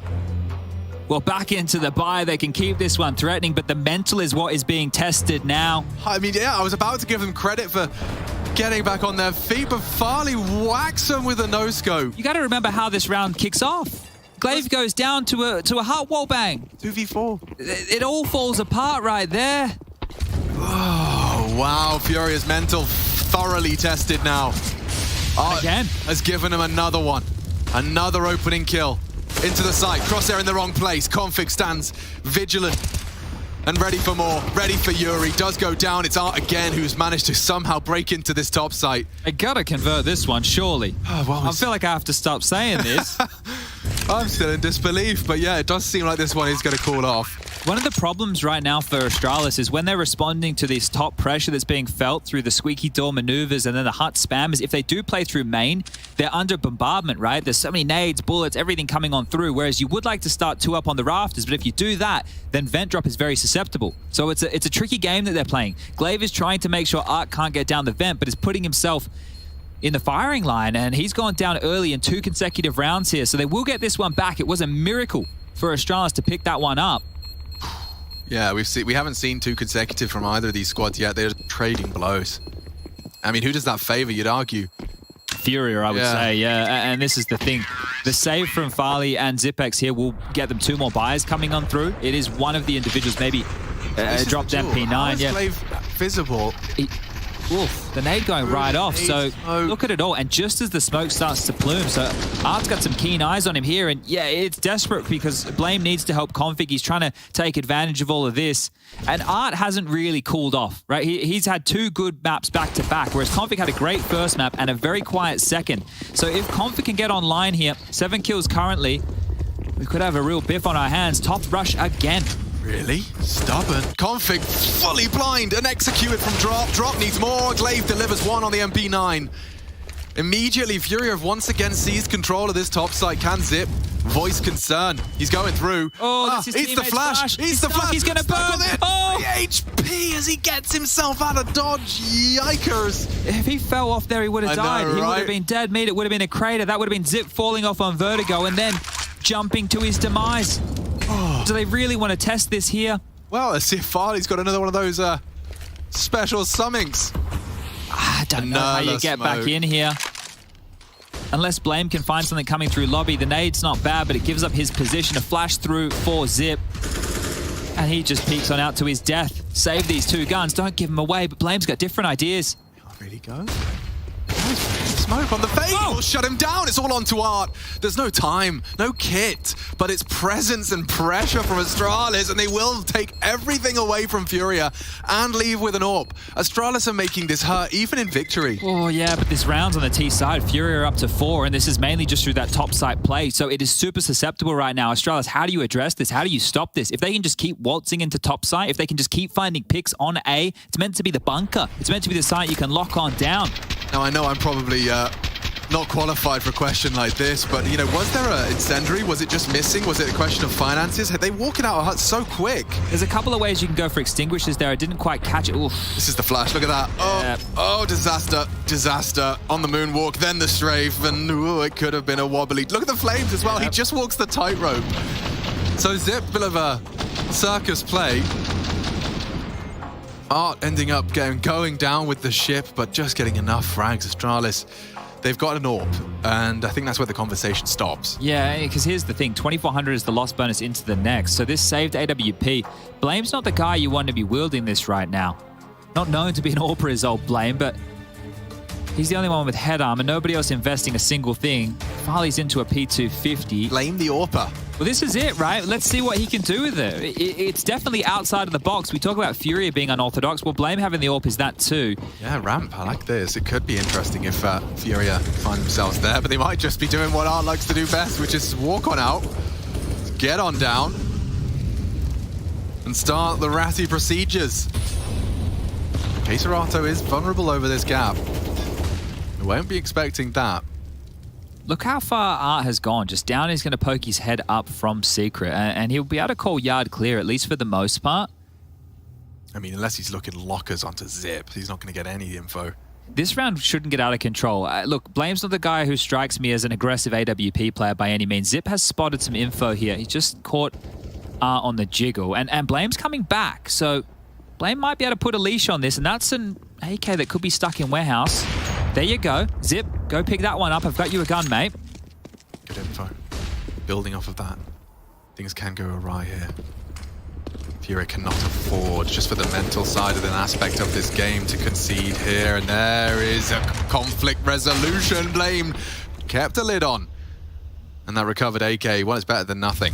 You've seen that move before, right? That's the simple move. When they know the top hits come and drop on in and grab as many as you can, but Blame with 2 in the round, so actually got something out of the saved AWP. It's not going to hurt the finances too much here of Furia, but if Zip can get another kill or two, maybe it will.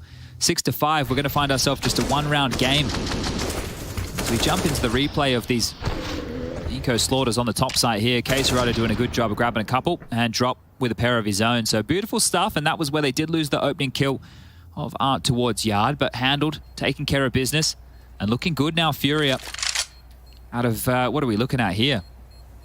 It's going to be 3 consecutive rounds, all of which with the bomb going off.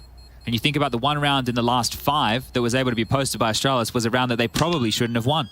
You could say that. Probably is a... let's go definitely shouldn't have won. Let's go for probably in like italics, bold, underlined. What a wild round. Whatever. Probably the craziest we've had so far today. Yeah, Farley just... I mean, doing the impossible. And since then, the question would be Furia's mental state. But these boys do seem to have really managed to keep a strong head on their shoulders. I'm sure Gary's got to probably get some of the credit as well. Coach Gary against, of course, Trace. Well, they're still going with this opening move, Furia, right? That smoke in front of Squeaky, the Molotov top of Heart, and they're rinsing repeating that, which is allowing a lot of questions early. This time, turning their attention towards yard. Could catch Blame off guard. He's on his lonesome here as the smoke wall lands, but look at that gap. Hoping to have Blame's attention drawn. And he has straight into main.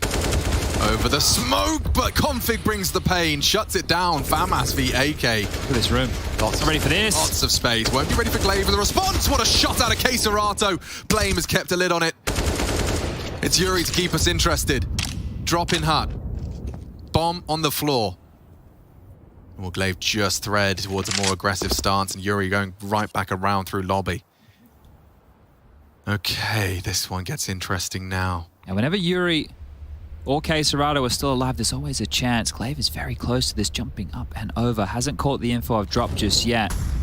Farley, well, we've seen him here before. Yeah, a little more faith in it now. Especially as a 2-man hut. 50 seconds, so it's a waiting game. It's a thinking man's game here in the mid-round. Furia looking for a 4. They're pushing, they're pushing. And that's what he was waiting for. It loses the duel. Glaive better. Position's given up now. HP, you can maybe finish him off. He's doing the flashbang dance in the open. One bullet, but that's enough of a distraction. Farley strikes, and so do Astralis. They finally break the trend of Furia. Oof, Art's going to be a bit frustrated there. It felt like he made a really good play, right, by getting into main here, but head switched on is Config. Prepared for that with the famous top. Heart gets it Very big kill. And for Blame, there's a lot of question marks that he's having to ask himself. He's saying, hey boys, like this is open right now. They've thrown the smoke wall. He's addressing a lot. And these trades coming back and forth. It was great from Blame to find two. Yuri getting caught off guard. And the damage feels like he shot first onto Glaive there, but couldn't convert the kill. They're buying back up and they're rushing top again. Oh my god, it worked. But Config's got the perfect weapon for the job. The Alligator looking to feed, and it does. Mows down the Furia boys. 3 in quick succession. Counter wallbang's good. K-Serato, scary for a moment.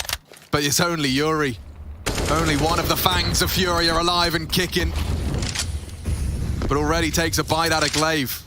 Plenty of time now. Bomb is within a retrieval distance. We'll get that. Keep the seeds of doubt to be sown. Blame going for an aggressive maneuver through the yard. A sound cue at this point would betray Yuri. Farley's ramp with the AWP right now. Oh, it's not the AWP, it's the M4 in hand. Okay, Farley gets info and gets a face full of lead. Yuri, can you really close for Furia? You have no idea where Blame is. Absolutely none. You know that he tends to play towards that main position, a bit more of a rotator out towards yard. So there's so many question marks for Yuri during all of this. Has to trust his instincts. He likely to get the bomb down here before Blame responds. But this would be a big clutch here from Yuri as he pumps the brakes and allows Blame to play out. Now, both these players relatively passive in nature. You can see sticking to their guns, hoping that the other makes the mistake, makes the trip up right here.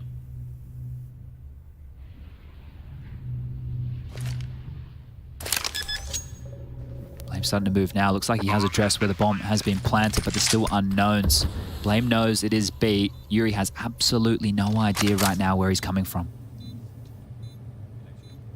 With the low HP, he's just going to have to back himself into a corner. Allow Blame to come for him. Close now. The nade. The nade's not gonna catch him. Yuri does not give it up. Trying to lull Yuri into the swing. Patience. Patience. And it prevails. Yuri clutches up. One right back, and you can hear what it means to them. The South Americans needed that to stay competitive. 12 frags, but Yuri, those 4 mean a whole lot more. See this one again. You can see what Config did to them. He really did make them do backflips. Look at this. To topside push into that shotgun. Blame manages to find one, but it's not the only one left. Yuri catching them all. What a clutch. That's crazy. Absolutely mental this stuff one there. As well. After Config does all that, you don't expect it to go down like that. And broken late in the piece here. Down to pistols and pebbles, pushing ramp safe. He needs to get something done here. He's got the backup to close it on down, but the aim a little bit wobbly. Crisis averted. The final 2 over towards ramp, and they should be getting 7-7, tying things up. I say that. Config's just taken 2. Big, what have you done? He's made a little bit of a round out of this. There shouldn't be anything to be too concerned about. Looks like the bomb should be going down courtesy of Yuri. They know where both were because Zip shot his deagle as well. So both were over towards ramp. They're not hanging around for these weapons. They've already pivoted here in Config. Still got time to work here. Nice not anymore. Nice find. Config, long range burst. He's willing for the duel. Backs himself. Yuri happy for another 3. This is the thing, right? When Yuri is playing like this, you get into the other side. That's when k-Serato is going to step up to the plate. The 2 of them, absolute monsters right here. You don't need any of this crazy business from Art right here, right now. Yeah, but I mean, I'd argue that k-Serato and Yuri need to put in a shift if they want to best Astralis here on Nuke. This is a territory they're all too familiar with, albeit with a new component. This right here is a bit strugglesome from Safe as well. His AWP on that CT side is going to be instrumental. He's going to need to find some impact, so we'll see if he can get things going. But again, the same opener towards top, the same pressure towards Squeaky. How do they get away with this? He's exposed, and down he goes. Config catches him. It's k-Serato down the vents, though. Oh, okay, so it's a typical start. Bar the fact you're missing 2 prongs. Yeah, drop an Art. This is the thing, right? If they expect Art to be the vent drop, they might not be expecting k-Serato down here. So the biggest window of opportunity is for these 2 to get across secret without being detected. k-Serato will have the vent rotate. We can see on the radar, top left of the screen, nobody from Astralis is dressing with a B bomb site just yet. Watching. So if they go now, there's an opportunity. There's a real opportunity right now. Wide open.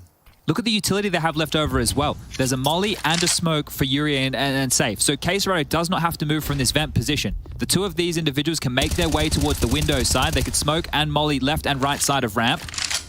And then they're able to get into the site because nobody is lower right now. If they can fortify, if they can set themselves up into the lower site, plant without being dissuaded whatsoever, without losing a body, Furia could turn around a 3-on-5 situation. Looking to win out their T-half on Nuke. Half on Nuke. There's the break of the windows. That signifies what's coming. Vent's been given up by K-Serato here. That might be an issue. Rotates have been summoned. K-Serato returns to his vent. Zippo ready to respond as well. 2 of them down the ramp. We'll have to be maybe all 5 of them to ramp here. Yeah, they are starting to group that way. Safe, you've had a quiet half, but you can really make up for it now. Look at the amount of bodies descending into your ramp. He hears them. Common pre-fire, powerful angle, and a perfect flash forces him off. They start to surge through. So many unknowns, so many different elevations. He needs to find a frag, he needs to find more than one. It's only the one. Good trades and positioning. Baits the shot, they know K-Serato as well. Still, Yuri from the windows, forces them off the bomb. They're running out of time, no kit, just need to kill Config, and there you have it. Furia turned it on its head. 3 versus 5, the double opening, not enough, and they will leave with the W, a big win. This is Furia fighting hard, tooth and nail, to get to that semi-final. Astralis stand in their way, and we'll need a quick break, as they do too.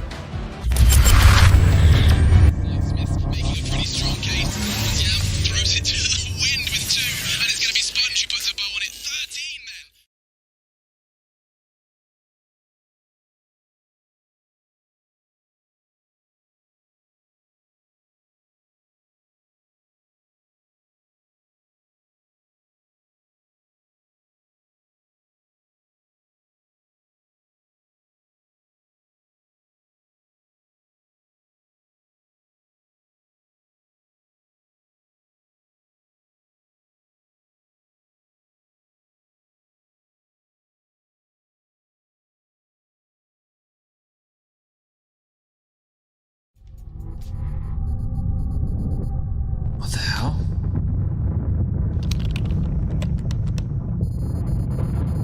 Follow the brown bear?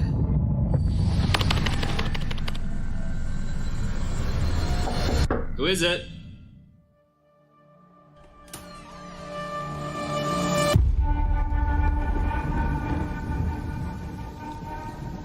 I know you fear this prison.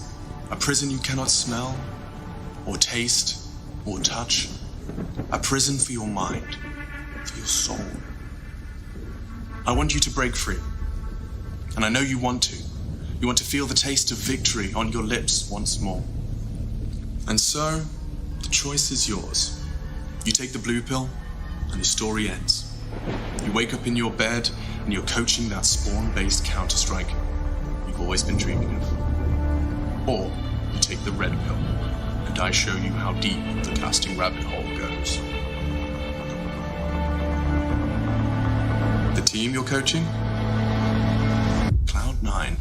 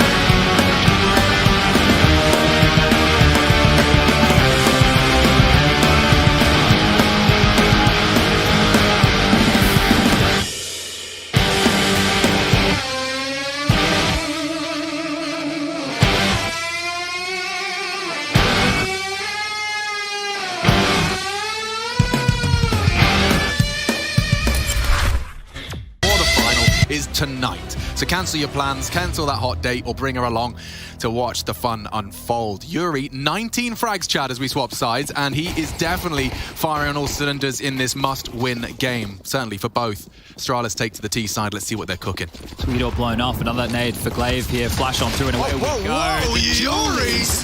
He's nearly got 3. Does take him, maybe a 4th. He's dropped to steal it. And that's the pistol, folks. Yuri cannot be stopped. Yuri is on an absolute tear. He is hot right now. And if they run in his direction, he will mow you down. The Julies, the 30 bullets of doom. Shut this one out. Look at him. Anti-flash. Bang, bang, bang. Get on out. He was looking the other way and slapped some, but let's see it again. Thank you very much, Evie. Yes, they agree. That is worth a second replay. And almost collateral with the Julies. He gets 2 frags with the 2 pistols in 2 seconds. You normally expect that player top hut. He's played on the floor. Yeah. He has shut this one down before it could get out of control. And Furia, if they didn't have a leg up from that massive T side where Yuri popped off, they definitely do now. It's an eco from Astralis. It's a chance for double digits for the Brazilians right here, right now. You cheeky boy. I love it. Art's only rocking the USP. Will re-smoke on that door if he feels any scrutiny. They're actually hoping to bait out utility, and yeah, that Zipex door plate only works once. Well, let him off the leash. Allow Quesarado to go and find me some cash here, and he will. Another kill at 1,200 already. This is always one of those nice, fun rounds. You get to stretch your legs, fill your lungs with some extra oxygen. Keep sniffing out the ecos. Yeah, sniffing out the ecos. A little bit of a Cobra myself. Well, up on the roof, they're making themselves a little bit harder to find. As Astralis is just waiting out any more aggression or utility. And, well, we'll take the bomb. Thank you very much. Drop that one down the fireman pole and... we'll get found out. Apparently the Glock is better. Lane will pick up 1, but that's it, done. The buy coming on through from Astralis now, and they need to word this into action almost immediately. Cannot miss a beat. Have to get stuck in on the first gun round, and that pistol round still just... Look, Yuri closed those last couple of rounds with multi-kills and then starts the second half. He is on an absolute tear right now, 23-7. Yeah, and you were talking about him on the CT side. He made his CT presence immediately noted. All right, Astralis do need to definitely, as you just said, kind of get out of these starting blocks fiercely. See what they can do. Safe. Had a quiet half wasn't required in order to have a very competitive one from his squad. Now on this. There's a lot of responsibility on his shoulders. Smokes are up. I'd be interested to see if they do try and exploit drop on ramp. We have had that discussion before while doing a Furia game of play. Now, look at Art. He's found a gap in the smoke here. Just enough to catch Glaive on his adventures. That is mean. Configs unknown. Completely unknown. Going the wrong way. Never mind. He's just moved around the maneuver alone from Art. And it's the MP9. The weakest gun right now in the server has taken away 2. Chad, if I just say, Astralis' first gun round on Yard was dismantled by an MP9. Doesn't make any sense, does it? No. It's not the weapon for the job, but apparently so. Art has destroyed this. Astralis, a 3-on-5 situation, probably scratching their heads, wondering if it should be a save. If your 2 entry fraggers, Config and Glaive, go down so early, you don't have the AWP on Farley, what are you meant to do? Yuri might have a finishing blow here, and yeah, just the legs sticking out like sore thumbs. Quesarado will take 1, and it's only Zipex. That top site has to be one of the scariest top sites, I think, in all of Nuke. I think Quesarado and Yuri, as a duo, one of the most under-celebrated duos there is. Those 2 individuals are just absolute monsters on these rifles. And well, fragging 24/7 is Yuri. Hey, oh, he certainly is, and he has been on demand, on tap. Quesarado. Okay, Art. Long-range spray, and he gets a smile on his face. Yeah, Yuri, you can see him there on the right side of your screens, is having a real game. And I mean, in the quarterfinals, that's when you need your stars. That's when you need both of these stars. That name of which we put out to community. We were searching for answers. And I'm starting to really believe that both Quesarado and Yuri are certainly the fierce fangs of Furia. Charging in with Tech 9s. Looking like Quesarado is the one to come online here, looking to take another bite. It's Glaive to fall in the fight, and more from Quesarado. Repels the invaders. 3 out of him. Get out of my top site. Here comes Zipex. throwing himself into the claws, and it could very well be Keserato. The second Fang takes a bite and takes a bow. 12 on the board. Yeah, got to get this act together right now. Trace knows it, and over there it's smooth sailing. Gary's real happy with how things are going here. You want to do a topside rush, you want to try out games, well, you don't have the right utility to do so. Stand, deliver, fight. It's just aim map in a tight corridor as Keserato chews them on up. The only break is when he needs more bullets. They just keep hailing into his line of fire. So you go through hut, you meet Yuri. You go through door, you meet Keserato. Maybe we go somewhere else. This might be it here. If they're unable to get any traction, Astralis, an opening kill almost feels essential. An aggressive ramp from Drop. It's his turn.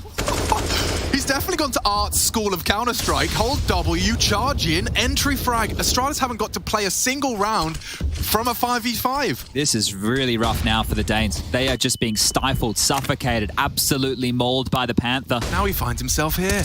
Perfectly positioned to try and build off of that flashbang. Glaive tucks in, evades the nade nicely. Yuri, though, is still on the prowl. And jumping straight into his crosshairs is one, make two. Config executed. 26 now for Yuri. Oh, he actually hit that. Farley, good one on the wrist flick.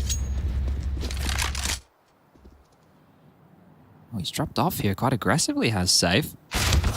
This legs. round is done. This is done. This is so flat right now. It's the Orpa of Farley to save, and they're not going to allow this. They're already getting a move on. That was a quick decision from Keserato. We'll get up and over. That's another element to the hut player presence in old Farley. Might catch him. He might even get shot in the back of the head. Never mind that. Just tucked in out of the line of sight, but he's going to backpedal into it. Knife. One tap. That's just as nice. And look, this is there's no T-side established. There's no T-side established. Bomb has not gone down. No conditioning, no successes. How many actual deaths have there been? 4 kills. There have been 4 kills total on Astralis for this T-side. That's it. That's all they've been able to manage. This is getting away from them quick. Look at this. Look at this boy go. First bullet, straight to the dome of Blame. Just trying to default, just trying to hold on to a bit of territory there, and he's dead. It's back to the pistols. Astralis, you need a plant. You need something. They've got some nades. They're going to throw these through towards main. Uh-oh. Are they coming into Keserato and Yuri's home? Looks like they think better of it. Oh, those nades find them nothing, and now they're going to turn their attention to a smoke wall late. They're getting destroyed right now. Furia, this is fierce. It's nice smoke thrown out as well. It's just going to really... Well, I was going to say deter Glaive. He has to go through it. He knows it. He knows it. He's got to take a couple of gambles in their current situation. Heading towards drop here. Yeah, he got a nice opening. Playing an off angle, and he's got save coming. This is the two trying to batten down the hatches. They'll be here in time. They heard the drop. Oh, and he's been forced off as well. Maybe not ready, though. Maybe not ready for the AKs. Oh, they're going heaven. They're going heaven. It's the right call. Heard this. Up the ladder. Okay, Yuri. One. Dinked. Should be Keserato to repel them, and he has. At least 3 frags. Oh. Make it a 4th as he knocks Config for 6. It's Farley's D. Can be scary, but... Oh, safe. Oh. It's himself a no-scope of his own design. That's his 4th kill. That's a stylish 4th kill to get right there, and that was on Farley, the man who did similar scenes to them over in Hut. A timeout called, only the second of which for Astralis. 2 rounds now for the Brazilians. Blistering hot right here, right now. Just a little bit of ladder inaccuracy on the no-scope, but he makes up for it in buckets and no-scopes. Brah. That's beautiful. The sound it makes. That's the official mouth sound right there. 14, bro. Furia are 2 rounds away from a semi-final here at Pro League. This is massive stuff. Loving what I'm seeing. No plants, nothing for Astralis. Scratching their heads.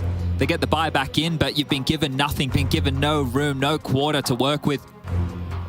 And yeah, sure, you go around, you wrap to heaven. You want to go topside from a different direction, that's fine. The 2 of them are still there. They're not going anywhere. And what Yuri doesn't provide, Keserato seems to. 27-8, quite the KD. Let's get it on. Round 22, and heading yard is Glaive. Zip as well. The veterans want to try their luck in safes. Caught. I say that, he's actually ramp. What am I talking about? No one is deployed to yard. No one at all.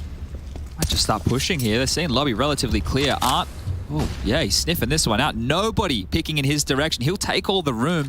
Suspicious. A little suspicious. Nobody on B, and they don't need to be. I mean, Blame is lobby holder, and he's doing it from T-roof. They're not across yet, right? So the fact that Glaive has just gone down the stairs, Art can still position himself here quite contently. They're boosting back up. Oh. Oh. This has just stalled out. Astralis, you've got some room, but what are you going to do with it here? Yeah, that is the question. I don't think they know. Still got full yard control. They do go for the boost successfully on the second attempt, so... Backing off main. Might be heading around to heaven here. Could be. Straight from config. Straight round. Concerned about so many different options, but there's never been anyone there. Furia There's two of them in the rafters now, right? Or at least one. No, two of them in the rafters to deal with this.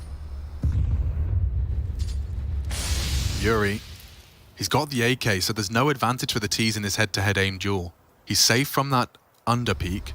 It's just going to be a config head-to-head. Yuri, oh, baits the barrel, still gets the frag. And he's still standing ready for it. Queserato doesn't even need to help. Yuri Bombs in heaven. Has got the round on lock. Get out of this one. No damage inflicted. Farley, 30 HP.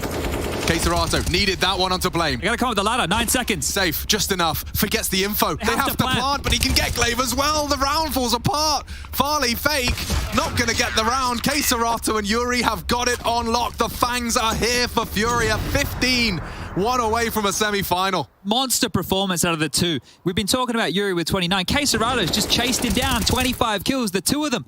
50 plus frags.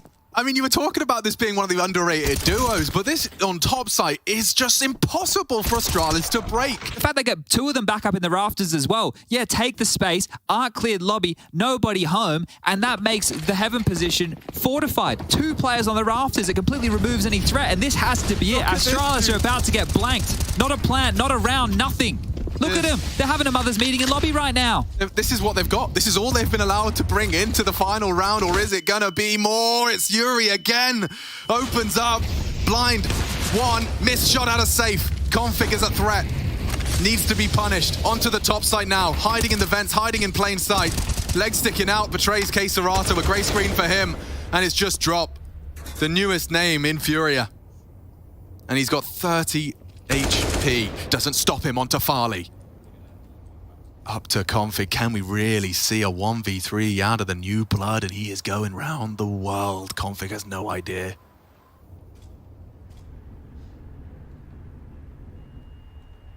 This would be a good one for the drop portfolio. Config still topside. Fakes it out more time for drop to work his magic. He's concerned about Squeaky. Drop with a 1v3. Considers his options. Checking. Spots him and closes. 16! A clean sweep in the second half.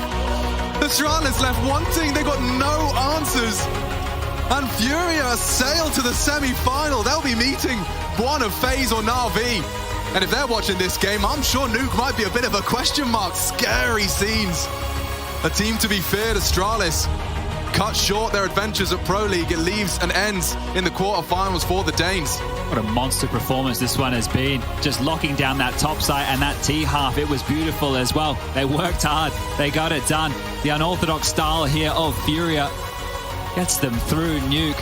It wasn't a barn burner in terms of back and forth, but it was an absolute individual affair. Great stuff from the Brazilians here. We want to talk about individuals as well. A crazy highlight out of Farley. Config having maps hot and cold, but definitely being that star that he had to be at times. But we asked who would show up more consistently, and it's the flamboyant flourish out of Yuri and Queserato on Nuke. The difference makers.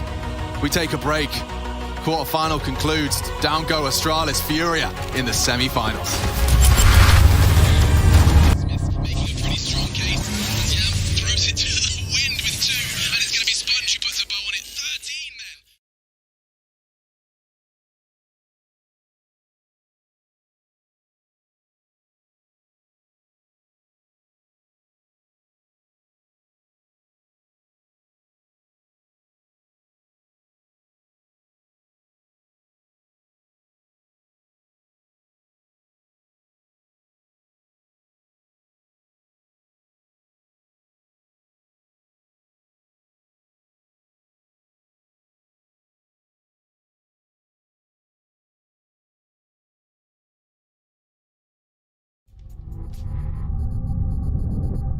What the hell?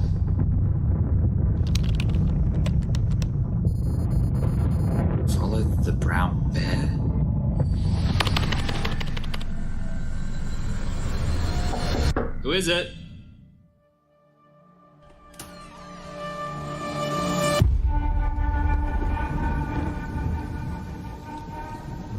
I know you fear this prison. A prison you cannot smell, or taste, or touch. A prison for your mind, for your soul. I want you to break free. And I know you want to. You want to feel the taste of victory on your lips once more. And so, the choice is yours. You take the blue pill, and the story ends. You wake up in your bed, and you're coaching that spawn-based Counter-Strike you've always been dreaming of. Or you take the red pill, and I show you how deep the casting rabbit hole goes. The team you're coaching? Cloud9.